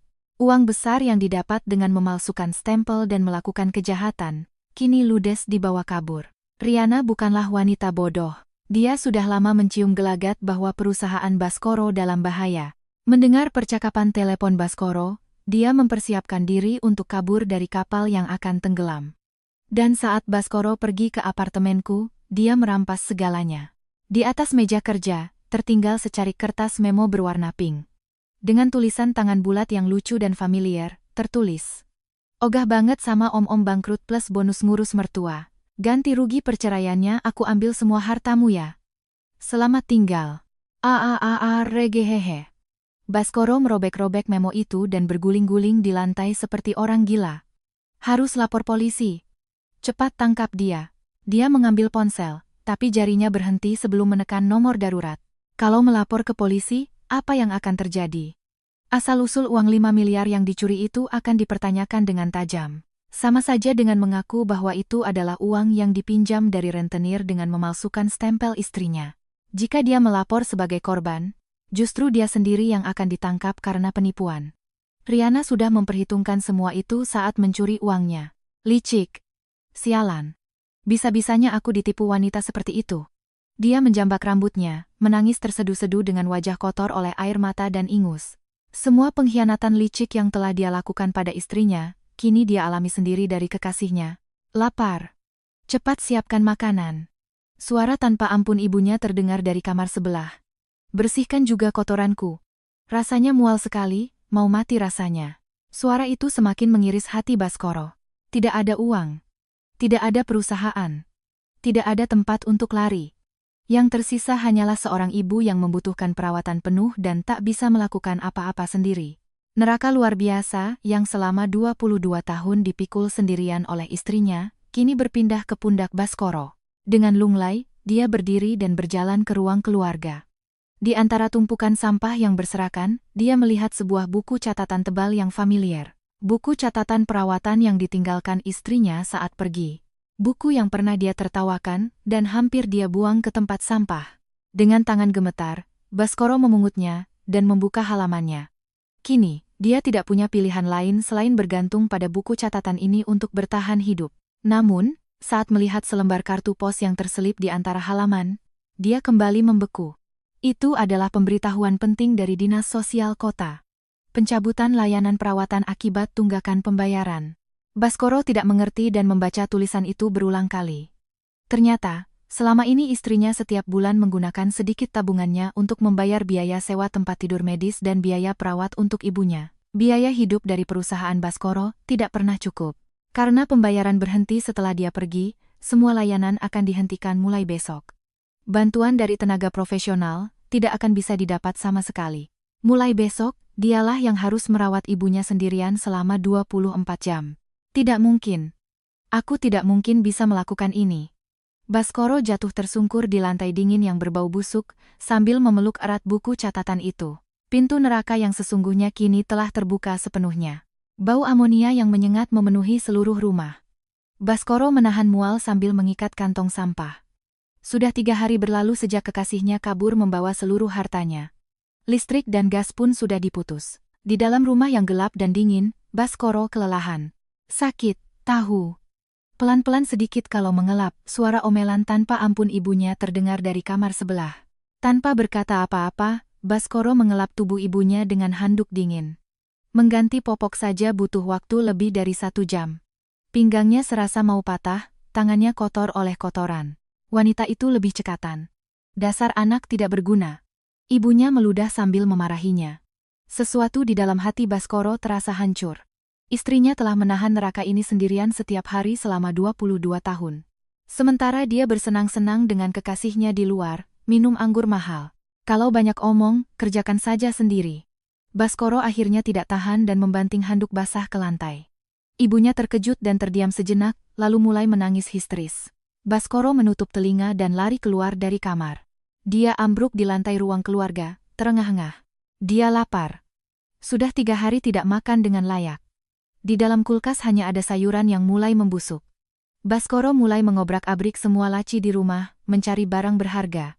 Tapi semua yang bisa diuangkan sudah dibawa kabur oleh kekasihnya. Dalam keputusasaan, dia menemukan sebuah kardus tua di belakang lemari. Itu adalah kotak barang-barang pribadi yang ditinggalkan istrinya. Mungkin ada uang simpanan tersembunyi, pikirnya dengan harapan hina. Dia merobek lakban kardus itu. Namun, di dalamnya hanya ada tumpukan dokumen tua. Baskoro mendecak kesal dan hendak membuang dokumen itu. Tapi matanya terpaku pada sebuah map tua di paling atas. Tertulis rencana pendanaan pendirian usaha. Itu adalah map tua dari 22 tahun yang lalu, saat Baskoro mendirikan perusahaannya. Kenapa istriku menyimpan ini? Dengan tangan gemetar, Baskoro membuka map itu. Di dalamnya terselip proposal bisnisnya yang naif. Dan di sampingnya, ada beberapa lembar memo yang ditulis dengan tulisan tangan istrinya yang rapi. Bank A, pinjaman ditolak. Minta pertimbangan ulang ke penanggung jawab tapi gagal. Bank B, ditolak di depan karena kurangnya rekam jejak. Itu adalah catatan dari masa-masa ketika Baskoro ditolak pinjaman oleh bank dan putus asa. Saat membalik halaman berikutnya, Baskoro benar-benar menahan napas. Di sana berjejer kartu nama para direktur perusahaan besar yang dikenalnya. Klien-klien bona fide yang berhasil didapatkan perusahaannya secara ajaib sesaat setelah berdiri. Baskoro selalu bangga bahwa itu adalah hasil dari kemampuan negosiasinya. Namun, di samping kartu nama itu, tertulis catatan yang sulit dipercaya. Memohon pada ayah untuk mengatur pertemuan makan malam dengan pimpinan perusahaan C. Membawa kue buatan sendiri, menjelaskan semangat Baskoro. Terus mengirim surat musiman setiap bulan kepada direktur perusahaan D. Semua klien itu ternyata didapatkan oleh istrinya yang bekerja keras di belakang layar. Kemampuan negosiasi Baskoro sejak awal tidak ada apa-apanya.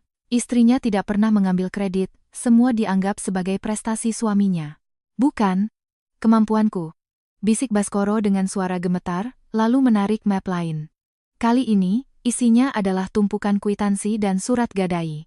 Tanggalnya adalah saat ibu mertuanya sakit parah dan harus dioperasi darurat. Saat itu, keuangan perusahaan Baskoro sangat buruk dan dia tidak bisa membayar biaya operasi. Ketika istrinya berkata sudah beres, Baskoro tidak berpikir panjang. Tapi saat melihat rincian barang di surat gadai itu, Baskoro terperangah. Kalung emas, kimono mahal, cincin zamrud, semuanya adalah barang-barang berharga warisan dari almarhumah ibunya yang sangat ia sayangi. Demi menyelamatkan nyawa ibu mertuanya, istrinya telah menjual semua harta berharganya. Dan ibu mertuanya pasti tahu fakta itu. Terhadap menantu yang telah menjadi penyelamat nyawanya, ibu mertuanya selama 22 tahun hanya melontarkan cacian. Dan Baskoro pun ikut menginjak-injak martabat istrinya sambil tersenyum sinis. Bersamaan dengan kata-kata seharusnya dari awal aku tidak pernah memilihmu, dokumen-dokumen itu berjatuhan dari tangan Baskoro. Dia menutupi wajahnya dengan kedua tangan dan mengeluarkan suara rintihan seperti binatang buas dari tenggorokannya. Perbuatan mengerikan apa yang telah dia lakukan? Yang hilang bukanlah hal sepele seperti perusahaan atau uang. Itu adalah satu-satunya eksistensi yang tanpa syarat mendukung hidupnya dan mengorbankan segalanya. Bahkan jika seluruh dunia memusuhinya, hanya istrinya yang akan tetap berada di pihaknya. Dia telah menyia-nyiakan dan menodai cinta tanpa pamrih yang absolut itu. Aku. Di dalam ruangan dingin yang remang-remang, jeritan penyesalan Baskoro bergema hampa. Tapi sebanyak apapun air mata yang dia keluarkan, jarum jam tidak akan pernah kembali berputar. Saat itu, dari luar rumah terdengar suara sirene yang memekakkan telinga. Cahaya lampu rotator merah menerangi dinding ruang keluarga melalui tirai. Lalu terdengar suara pintu depan digedor dengan keras. Polisi. Bapak Baskoro ada di dalam?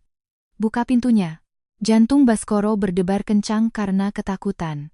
Selain hartanya dibawa kabur, sekarang polisi pun datang.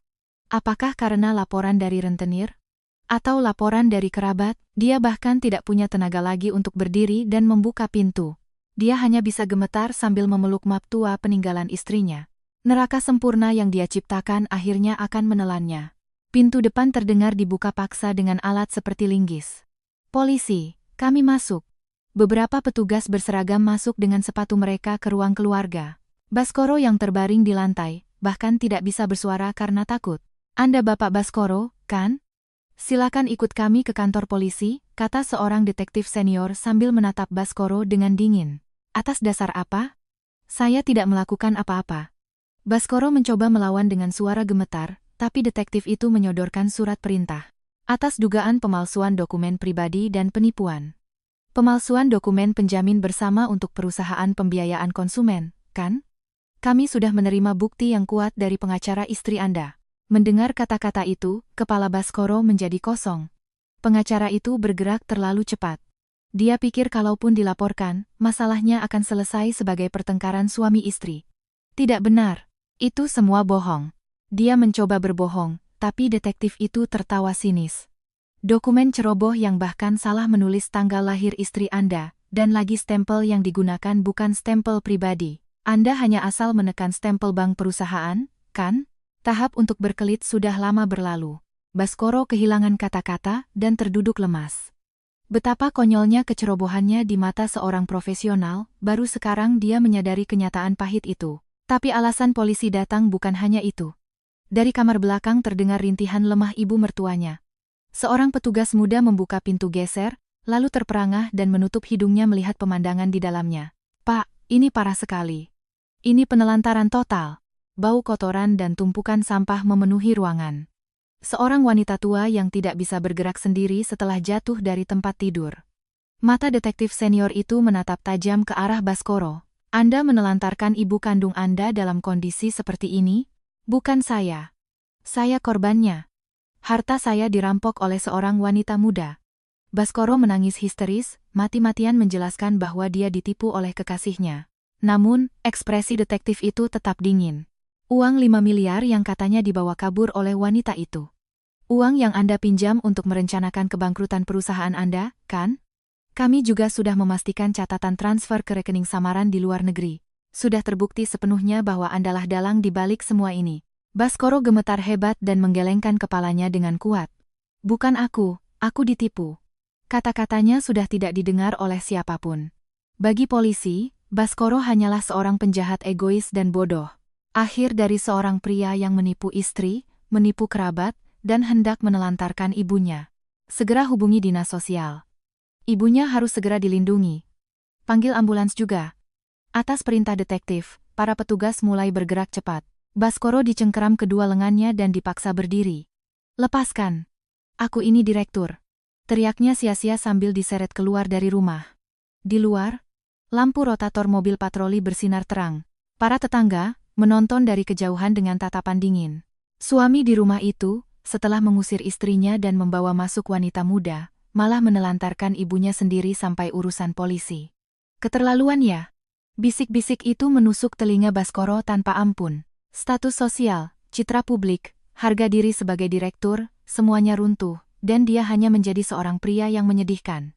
Baskoro didorong ke kursi belakang mobil patroli, dan pintu ditutup. Duduk di kursi yang dingin, dia terus gemetar. Kenapa jadi begini? Beberapa hari yang lalu, dia adalah pemenang mutlak yang memiliki segalanya. Kekasih cantik, kehidupan bebas, dan perusahaan yang sukses. Sekarang dia diperlakukan sebagai penjahat yang hampir diborgol. Dewi, tolong aku. Dewi. Nama yang terakhir kali dia harapkan adalah nama istri yang paling dia rendahkan. Dia pasti bisa melakukan sesuatu. Seperti yang tertulis di buku catatan tebal itu, dia pasti bisa menyelesaikan segalanya. Selama ini dia selalu membereskan semua kekacauanku. Duduk di kursi interogasi yang dingin, Baskoro terus bergumam seperti orang mengigau. Panggilkan istri saya. Panggilkan istri saya. Kalau saya bicara dengannya, semua akan baik-baik saja. Detektif yang duduk di seberangnya menghela napas dalam-dalam dan meletakkan selembar dokumen di atas meja. Anda sepertinya masih belum sadar kenyataan, ya. Istri Anda menolak untuk bertemu dengan Anda sama sekali.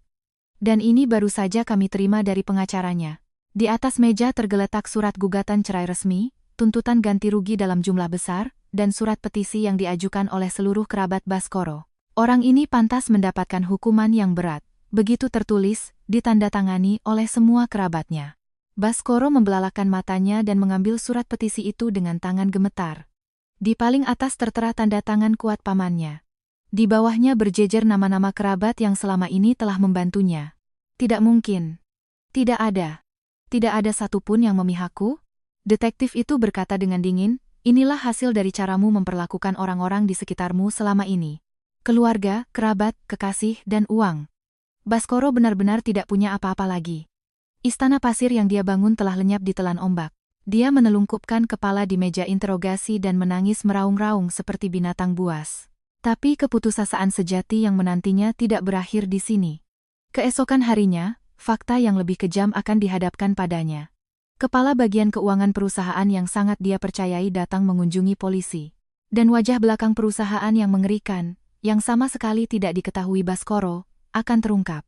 Satu lagi rahasia yang disembunyikan Dewi selama 22 tahun dari Baskoro. Rahasia yang akan menghancurkan identitas Baskoro sebagai direktur dari akarnya. Udara dingin di ruang interogasi terasa berat dan mencekam.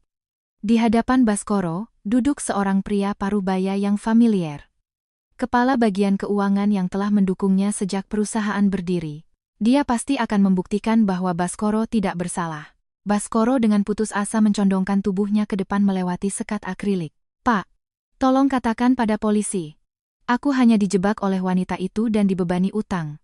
Tolong lakukan sesuatu agar rekening perusahaan tidak dibekukan," teriak Baskoro sambil memohon pertolongan. Namun, mata kepala bagian keuangan itu sedingin es. "Pak Direktur." Sepertinya saya tidak perlu memanggil Anda Pak Direktur lagi." Suara yang tenang dan dingin itu membuat Baskoro menahan napas. "Apa maksudmu?" "Akulah yang mendirikan perusahaan ini." Kepala bagian keuangan menghela napas dalam-dalam dan membuka tas tebal. Bagaimana perusahaan ini bisa bertahan selama ini? Itu adalah tumpukan dokumen yang belum pernah dilihat Baskoro. Di sana, tulisan tangan istrinya yang rapi berjejer rapat. "Apa ini? Kenapa ada tulisan dia?" "Ini adalah strategi manajemen yang sebenarnya," kata kepala bagian keuangan tanpa ampun. "Anda pikir Anda adalah seorang manajer yang hebat, kan? Anda pikir Anda membuat perusahaan untung dengan kemampuan negosiasi Anda. Tapi, itu semua hanyalah ilusi yang diciptakan." Baskoro membelalakkan matanya tak percaya. "Ilusi? Jangan bercanda. Aku yang bersusah payah mencari klien." Kepala bagian keuangan menggeleng pelan dan menunjukkan salinan sebuah email. Tujuannya adalah istrinya, pengirimnya adalah kepala bagian keuangan sendiri. "Apakah Anda tahu bahwa saat Anda berselisih dengan klien dan kontrak hampir diputus, saya yang diam-diam memohon pada Ibu Dewi?" Email itu berisi keluhan tentang kondisi sulit perusahaan. Dan balasan dari istrinya berisi instruksi yang tepat. "Saya akan menggunakan kekuatan perusahaan ayah. Sampaikan pada suami saya bahwa ini rahasia." Ibu Dewi menggunakan kredibilitas Wijoyo Group, memohon langsung kepada direktur perusahaan klien untuk mempertahankan kontrak. "Di balik kesombongan Anda yang merasa berhasil mengatasi masalah dengan kemampuan negosiasi Anda, tahukah Anda betapa hinanya perasaan Ibu Dewi saat harus menundukkan kepala?" Wajah Baskoro seketika pucat pasi. "Lagi, lihat ini." Yang ditunjukkan selanjutnya adalah laporan arus kas perusahaan. Pada bulan saat Anda membelikan tas mewah untuk kekasih Anda, sebenarnya perusahaan hampir gagal bayar. Pinjaman dari bank sudah dihentikan total. "Kenapa tidak lapor padaku?" bentak Baskoro. Kepala bagian keuangan tersenyum sinis. "Kalau saya lapor pun, Anda hanya akan marah-marah, kan? Menyalahkan saya karena pengelolaan keuangan yang buruk. Makanya saya berkonsultasi dengan Ibu Dewi, pemilik yang sebenarnya." Di ujung laporan arus kas itu, tercatat sebuah transfer dengan tinta merah. Transfer beberapa ratus juta rupiah dari rekening pribadi istrinya ke rekening perusahaan. Ibu Dewi bahkan menggadaikan barang-barang peninggalan berharganya untuk mencegah kebangkrutan perusahaan ini. Saat Anda sedang bersenang-senang dengan wanita muda di hotel mewah, terlintas di benak Baskoro surat gadai yang dia temukan di rumah tempo hari. Ternyata itu bukan hanya untuk biaya operasi ibu mertuanya. Krisis perusahaan yang disebabkan oleh ketidakmampuannya sendiri, telah diselamatkan oleh istrinya dengan mengorbankan segalanya. "Tidak mungkin. Aku. Dengan kekuatanku. Anda hanyalah seorang direktur pajangan?" Kata-kata kepala bagian keuangan menusuk hati Baskoro seperti pisau tajam. "Ibu Dewi, menyiapkan panggung agar Anda terlihat sukses dengan kekuatan Anda sendiri, demi menjaga harga diri Anda. Anda hanyalah badut yang menari di atas panggung itu." Wibawa sebagai direktur yang selama 22 tahun dibanggakan Baskoro. Kebanggaan mutlak bahwa dia telah membangun perusahaan dengan susah payah. Semuanya hanyalah panggung yang diciptakan oleh istrinya yang menelan semua kepahitan di belakang layar. Kemampuan dirinya sendiri sejak awal tidak ada sepeser pun. "Pajangan. Badut. Aku?" Baskoro memegangi kepalanya dengan kedua tangan dan merintih. "Kenapa? Kenapa dia melakukan semua itu agar aku tetap menjadi direktur? Kepala bagian keuangan menjawab dengan tenang sambil membereskan dokumen. Karena Ibu Dewi sangat mencintai Anda. Aku ingin melindungi mimpi suamiku, katanya selalu. Bahkan jika dia harus merasakan penderitaan yang hina, asalkan bisa melihat senyum Anda, itu sudah cukup baginya.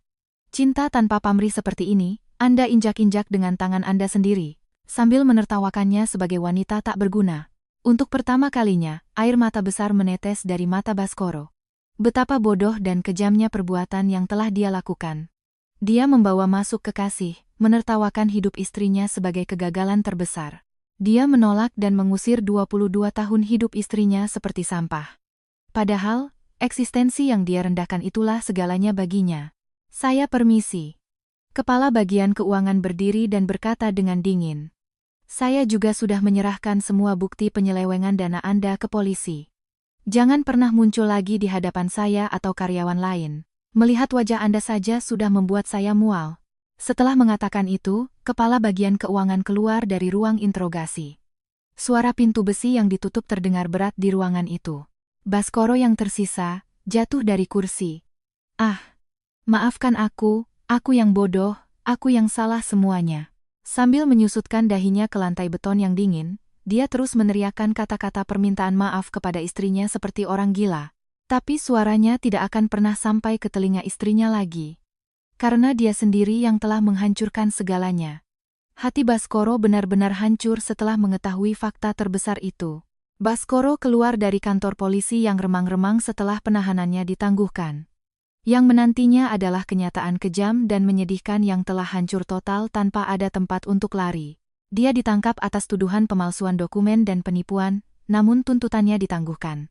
Itu karena aku, sebagai korban, secara hukum menyetujui proposal penyelesaian damai darinya. Tentu saja bukan karena aku memaafkannya atau memberinya belas kasihan sebagai seorang istri. Syarat-syarat penyelesaian damai itu baginya sama dengan vonis penjara seumur hidup secara de facto. Pertama, pembuatan akta notaris untuk membayar ganti rugi moral dalam jumlah besar kepadaku. Kedua, dokumen balik nama properti untuk menyerahkan hak milik tanah dan bangunan rumah itu kepadaku. Ketiga, surat perjanjian untuk melepaskan semua hak manajemen dan saham yang dimilikinya di perusahaan. Untuk melepaskan borgol dinginnya, dia terus menekan stempel resminya pada semua dokumen dengan tangan gemetar. Tumpukan dokumen hukum sempurna yang disiapkan pengacara telah menutup total semua jalan keluar Baskoro. Baskoro yang dibebaskan, berjalan terseok-seok menuju perusahaan yang didirikannya. Setidaknya dia ingin mengambil barang-barang pribadinya di ruang direktur atau sisa uang simpanan untuk menyambung hidup. Tapi saat tiba di gedung kantor yang familiar, dia hanya bisa berdiri terpaku. Papan nama emas megah perusahaannya yang dulu terpajang dengan bangga di lobi, telah dilepas. Sebagai gantinya, logo perusahaan baru yang lebih modern terpampang dengan gagah. Divisi pengembangan bisnis baru, Wijoyo Group. Perusahaan Baskoro telah dibubarkan sepenuhnya dan diserap oleh perusahaan keluargaku. Karyawan-karyawan yang kompeten semuanya sudah diproses untuk dipekerjakan kembali di perusahaan ayahku. Setelah kanker terbesar bernama Baskoro dihilangkan, perusahaan itu terlahir kembali menjadi organisasi yang baru dan bersih. Baskoro yang tidak mengerti, situasi mencoba masuk ke gedung, tapi dihentikan tanpa ampun oleh Satpam. Beberapa mantan bawahannya yang keluar dari gedung saat istirahat makan siang, berhenti saat melihat sosok Baskoro. Karyawan-karyawan yang dulu sering dia bentak seenaknya. Tapi sekarang tidak ada yang menundukkan kepala padanya. Tidak ada yang menunjukkan sedikitpun rasa khawatir. Mereka hanya menatapnya dengan pandangan dingin dan penuh penghinaan, seolah melihat sampah kotor. Terdengar suara tawa sinis, ternyata cuma raja telanjang yang bisanya duduk di kursi saja ya. Wajahnya memerah padam, dia lari dari tempat itu dan menuju rumahnya. Tidak, setelah menandatangani surat damai, itu bukan lagi rumah tempatnya pulang. Saat Baskoro tiba di depan rumah dengan terengah-engah, sebuah truk pindahan besar terparkir. Para pekerja sedang sibuk mengangkut perabotan dan barang-barang yang familiar dari dalam rumah. Barang-barang pribadi Baskoro semuanya dimasukkan ke dalam kardus-kardus murahan seperti yang didapat dari supermarket. Hei, berhenti! Apa yang kalian lakukan dengan barang-barang berhargaku seenaknya? Bentak Baskoro dengan panik. Seorang pria berjas hitam dengan tenang menghampirinya. Dia adalah pengacara spesialis hukum perusahaan yang sama, dengan tatapan tajam. Sesuai kesepakatan damai, hak milik atas tanah dan bangunan ini telah sepenuhnya dialihkan kepada Ibu Dewi. Barang-barang Anda akan segera dikirimkan ke alamat baru yang telah ditentukan. Pengacara itu berkata dengan suara dingin, lalu menyodorkan sebuah kunci kecil berwarna perak di depan mata Baskoro. Itu adalah kunci apartemen kumuh tempatku sementara tinggal beberapa hari yang lalu. Apartemen 6 tatami yang remang-remang dan dingin, dengan angin yang menyusup masuk dan suara kehidupan tetangga yang terdengar jelas. Prosedur untuk memasukkan ibu Anda ke panti jompo murah juga sudah kami selesaikan. Bukan kamar pribadi, hanya kamar bersama yang minimalis, tapi jauh lebih baik daripada menggelandang di jalan. Tentu saja, biaya bulanan panti akan dipotong secara paksa dari penghasilan kerja Anda di masa depan. Baskoro menggenggam kunci dingin yang diberikan padanya, lalu jatuh terduduk di atas aspal yang keras. Yang tersisa baginya hanyalah utang rentenir sebesar 5 miliar rupiah yang dibawa kabur oleh kekasihnya, dan kewajiban pembayaran ganti rugi kepadaku, serta biaya panti jompo ibunya yang sangat berat. Dia tidak diizinkan secara hukum untuk menyatakan bangkrut dan harus terus membayarnya seumur hidup dengan bekerja kasar seperti memuntahkan darah. Kekasih muda dan cantik, posisi sebagai direktur yang sukses, rumah yang hangat, semuanya hilang. Istri yang mencintainya tanpa syarat dan mengorbankan segalanya selama 22 tahun tidak akan pernah kembali. Dia hanya bisa menangis terseduh-seduh tanpa suara di atas aspal yang dingin. Saat itu, sebuah mobil mewah berwarna hitam berhenti dengan mulus di depan rumah. Sopir berjas dengan cepat turun dan membuka pintu belakang yang berat. Melihat sosok yang turun dari sana, Baskoro menahan napas dan membelalakan matanya tak percaya.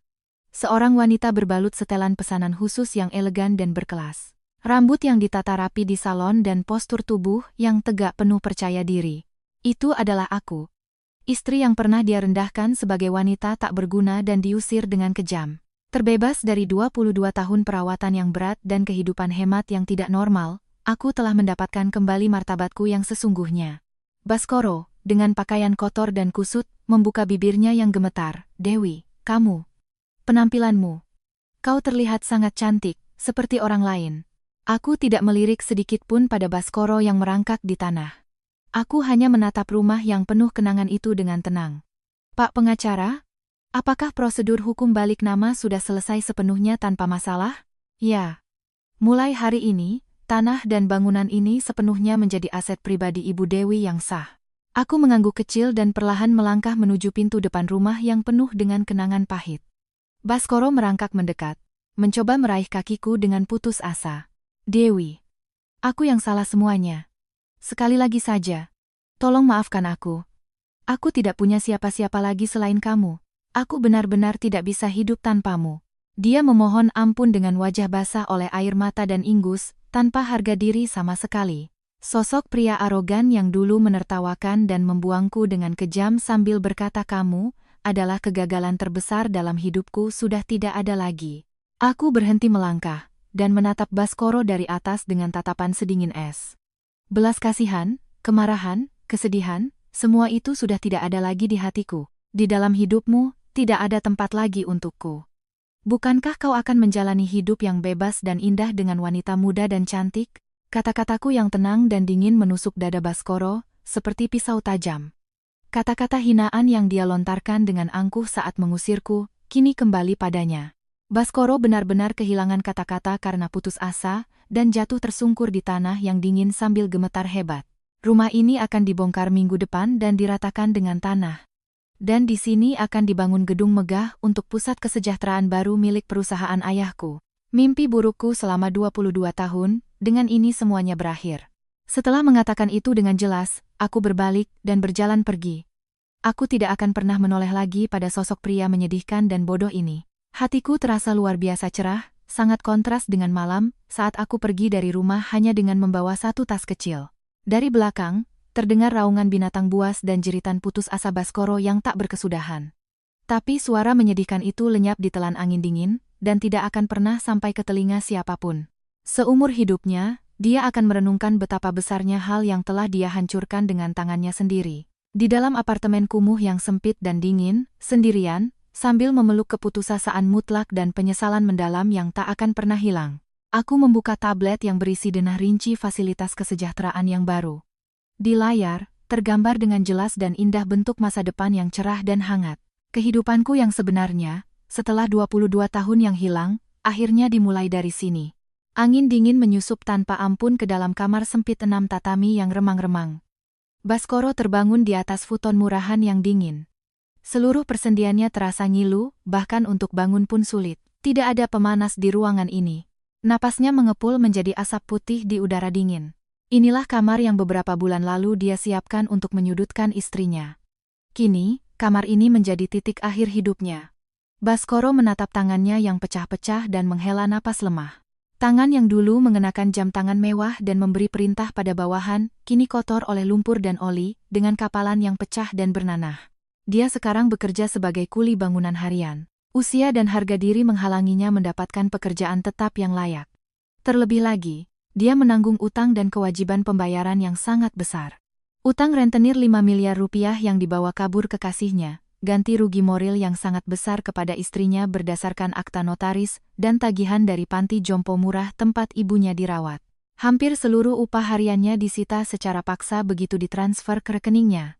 Yang tersisa di tangan Baskoro hanyalah uang receh untuk membeli roti seharga beberapa ribu rupiah untuk makan sekali sehari. Saat memaksakan diri untuk bangun, rasa sakit seperti sengatan listrik menjalari pinggangnya. Tapi dia tidak boleh istirahat. Jika libur sehari saja, telepon penagih utang yang tanpa ampun akan terus berdering. Dengan tangan gemetar, dia mengenakan pakaian kerja yang kotor dan usang. Lalu melangkah keluar ke udara dingin sebelum matahari terbit. Perlakuan di lokasi kerja menghancurkan harga diri Baskoro berkeping-keping. "Woi, bapak tua tidak berguna. Gerakanmu lambat," bentak mandor yang 20 tahun lebih muda darinya. "Maaf, segera saya kerjakan." Sosok sombong direktur yang dulu sudah tidak tersisa. Dia terus mengangkut material berat, merangkak di lumpur.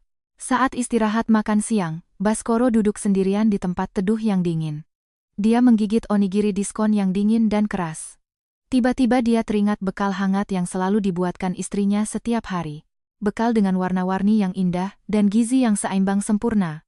Hari-hari di mana dia mengeluh bosan dengan lauk yang itu-itu saja. Sekarang, bagi dia, itu adalah hidangan termewah yang sangat dia inginkan. Malam itu, setelah selesai bekerja keras, Baskoro berjalan dengan langkah gontai. Kelelahan dan lapar membuat kesadarannya kabur. Tiba-tiba dia berhenti melangkah. Tanpa sadar, dia telah berjalan ke lingkungan tempat tinggalnya dulu. Rumahku. Tempat di mana dia memiliki segalanya, dan kehilangan segalanya. Dia seperti ditarik menuju lokasi bekas rumahnya. Tapi di sana, sosok rumah yang familiar sudah tidak ada lagi. Sebagai gantinya, berdiri sebuah bangunan baru yang diselimuti cahaya hangat. Sebuah fasilitas besar dengan desain indah dan modern bernuansa kayu. Di papan nama pintu masuk, terukir dengan gagah nama fasilitas kesejahteraan yang baru. Fasilitas perawatan lansia terbaru yang didirikan oleh perusahaan keluarga istrinya. Baskoro mendekati jendela besar fasilitas itu di tengah hujan salju yang dingin, atau hujan deras dalam konteks Jakarta.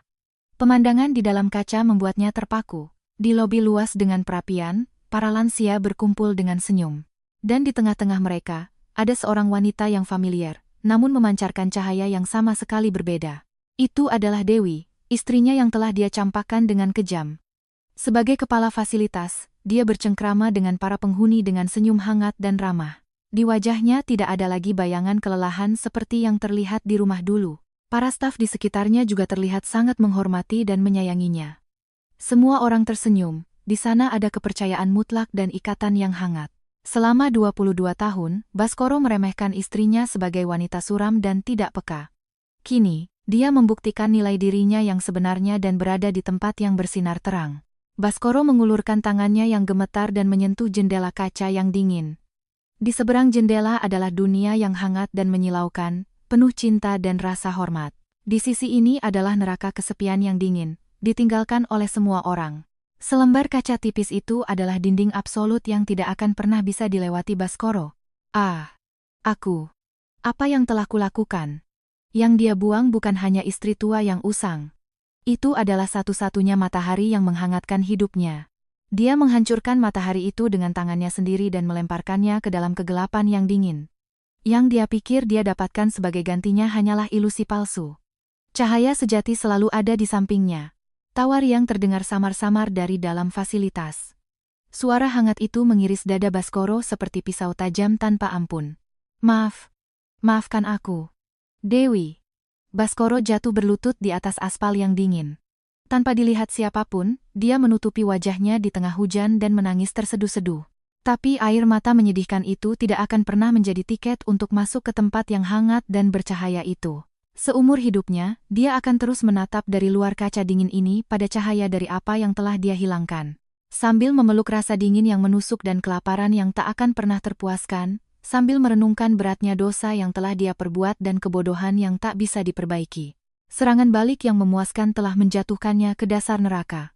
Yang tersisa hanyalah kontras kejam antara cahaya yang luar biasa dan kegelapan tanpa dasar. Jiwa Baskoro hancur berkeping-keping di tengah kegelapan malam yang beku ini. Beberapa bulan kemudian, musim dingin yang panjang dan keras telah berakhir.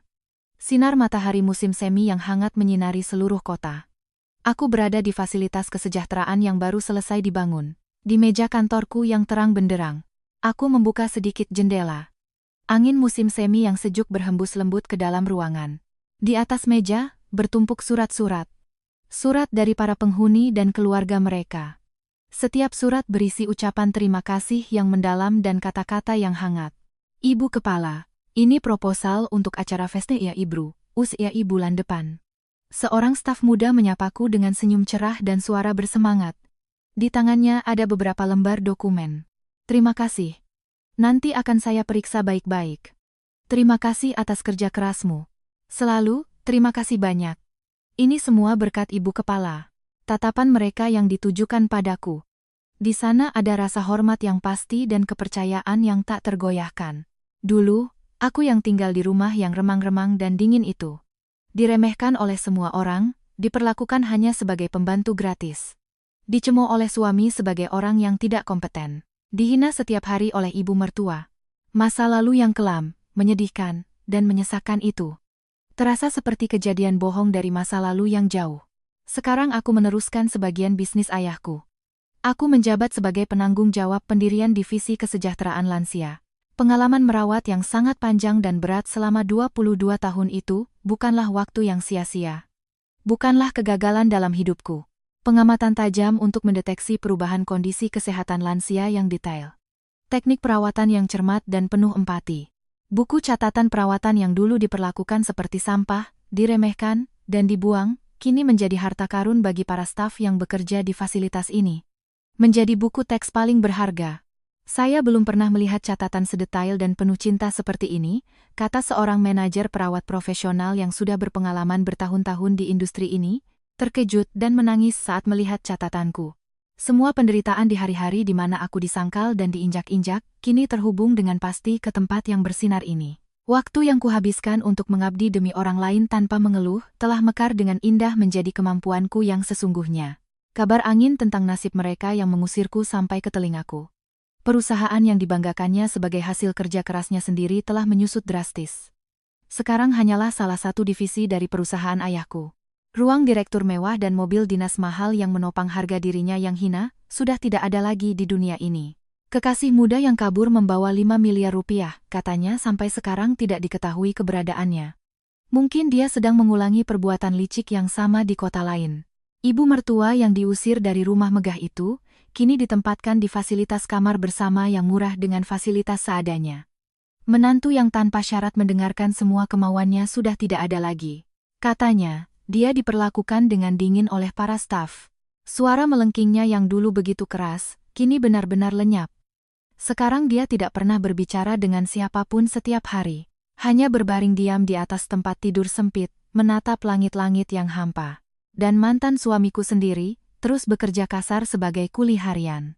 Setiap hari hanya untuk membayar utang yang sangat besar, yang tidak akan lunas seumur hidupnya. Uang ganti rugi yang dia kirimkan padaku, setiap bulan ditransfer tepat waktu ke rekening yang kutentukan. Upah harian yang didapat dengan susah payah berlumuran lumpur dan darah, disita secara paksa tanpa ampun. Sepanjang sisa hidupnya yang panjang, sekeras apapun dia menyesal, sekeras apapun dia menangis ke langit, jarum jam tidak akan pernah berputar kembali. Tapi aku tidak bermaksud melakukan balas dendam yang kejam. Mereka hanya hancur sendiri dan jatuh ke dasar. Itu hanyalah konsekuensi wajar dari perbuatan bodoh mereka selama ini. Aku hanya bertindak agar bisa hidup sebagai diriku sendiri. Aku hanya ingin mendapatkan kembali martabatku yang telah dirampas secara tidak adil. Di dalam diriku tidak ada lagi kemarahan atau kebencian. Perasaan seperti penyesalan pun tidak tersisa sedikit pun. Aku hanya mengambil langkah baru untuk benar-benar menghargai hidupku sendiri. Hanya itu saja. Ibu kepala, mau istirahat sebentar dari pekerjaan? Saya sudah membuatkan kopi yang sangat enak di lobi. Didorong oleh suara lembut staf, aku berdiri dari kursi. Aku berjalan perlahan menuju lobi fasilitas yang luas dan cerah. Di sana ada para lansia yang bermain catur dengan wajah tenang. Ada juga yang asyik merajut. Ah, ibu kepala. Selalu, terima kasih banyak ya. Seorang wanita tua yang anggun di kursi roda menyadariku. Dia memberiku senyum lebar yang merekah seperti bunga. Justru saya yang berterima kasih. Selalu mendengarkan cerita-cerita menarik dari ibu. Aku menggenggam tangannya yang keriput dengan kedua tanganku. Tangan itu sangat hangat dan penuh dengan kekuatan hidup. Di salah satu dinding lobi, ada jendela besar. Di luarnya terlihat deretan pohon sakura yang mekar dengan indah. Hari itu, aku pergi dari rumah hanya dengan membawa sebuah tas travel kecil. Malam musim dingin bersalju yang menusuk hingga ke tulang. Jika aku bisa mengulang hidup, aku pasti akan memilih wanita ini. Ruang keluarga yang gelap di mana 22 tahun hidupku disangkal sambil ditertawakan. Angin malam yang dingin berhembus kencang, dan hatiku membeku sepenuhnya. Waktu kesepian yang luar biasa dan putus asa itu. Musim neraka yang sedingin es itu telah berakhir sepenuhnya. Hatiku sekarang berada dalam kehangatan dan cahaya musim semi yang pasti. Aku tidak perlu lagi hidup bergantung pada seseorang, sambil terus memperhatikan raut wajahnya. Hari-hari di mana aku hidup dengan takut dan bersembunyi sudah tidak ada lagi. Aku berdiri tegak di atas kakiku sendiri. Aku akan terus melindungi tempat yang hangat dan penuh cinta ini. Aku memegang cangkir hangat yang kuterima dari staf dengan kedua tangan. Aku menghirup aromanya yang dalam perlahan. Kopi yang benar-benar menenangkan dan enak, ya. Aku minum seteguk perlahan. Kehangatan yang lembut menyebar ke seluruh sel tubuhku. Aku tidak akan pernah lagi mengesampingkan mimpi dan harapanku sendiri. Aku tidak akan pernah lagi hidup sebagai bayangan seseorang. Kehidupan kosong yang hanya mengorbankan diriku tanpa batas, itu sudah berakhir sepenuhnya. Mulai sekarang, aku akan hidup untuk kebahagiaanku sendiri yang sejati. Aku akan hidup dengan gagah berani di dunia yang indah dan penuh harapan ini. Bersama orang-orang hangat yang tulus menyayangi dan mendukungku. Aku akan menatap langit biru dan berjalan maju sambil tersenyum. Orang akan tahu nilai sesuatu setelah kehilangannya. Tapi yang paling bodoh adalah meremehkan orang yang telah menopang hidupmu, sambil mengira dukungan itu akan berlangsung selamanya.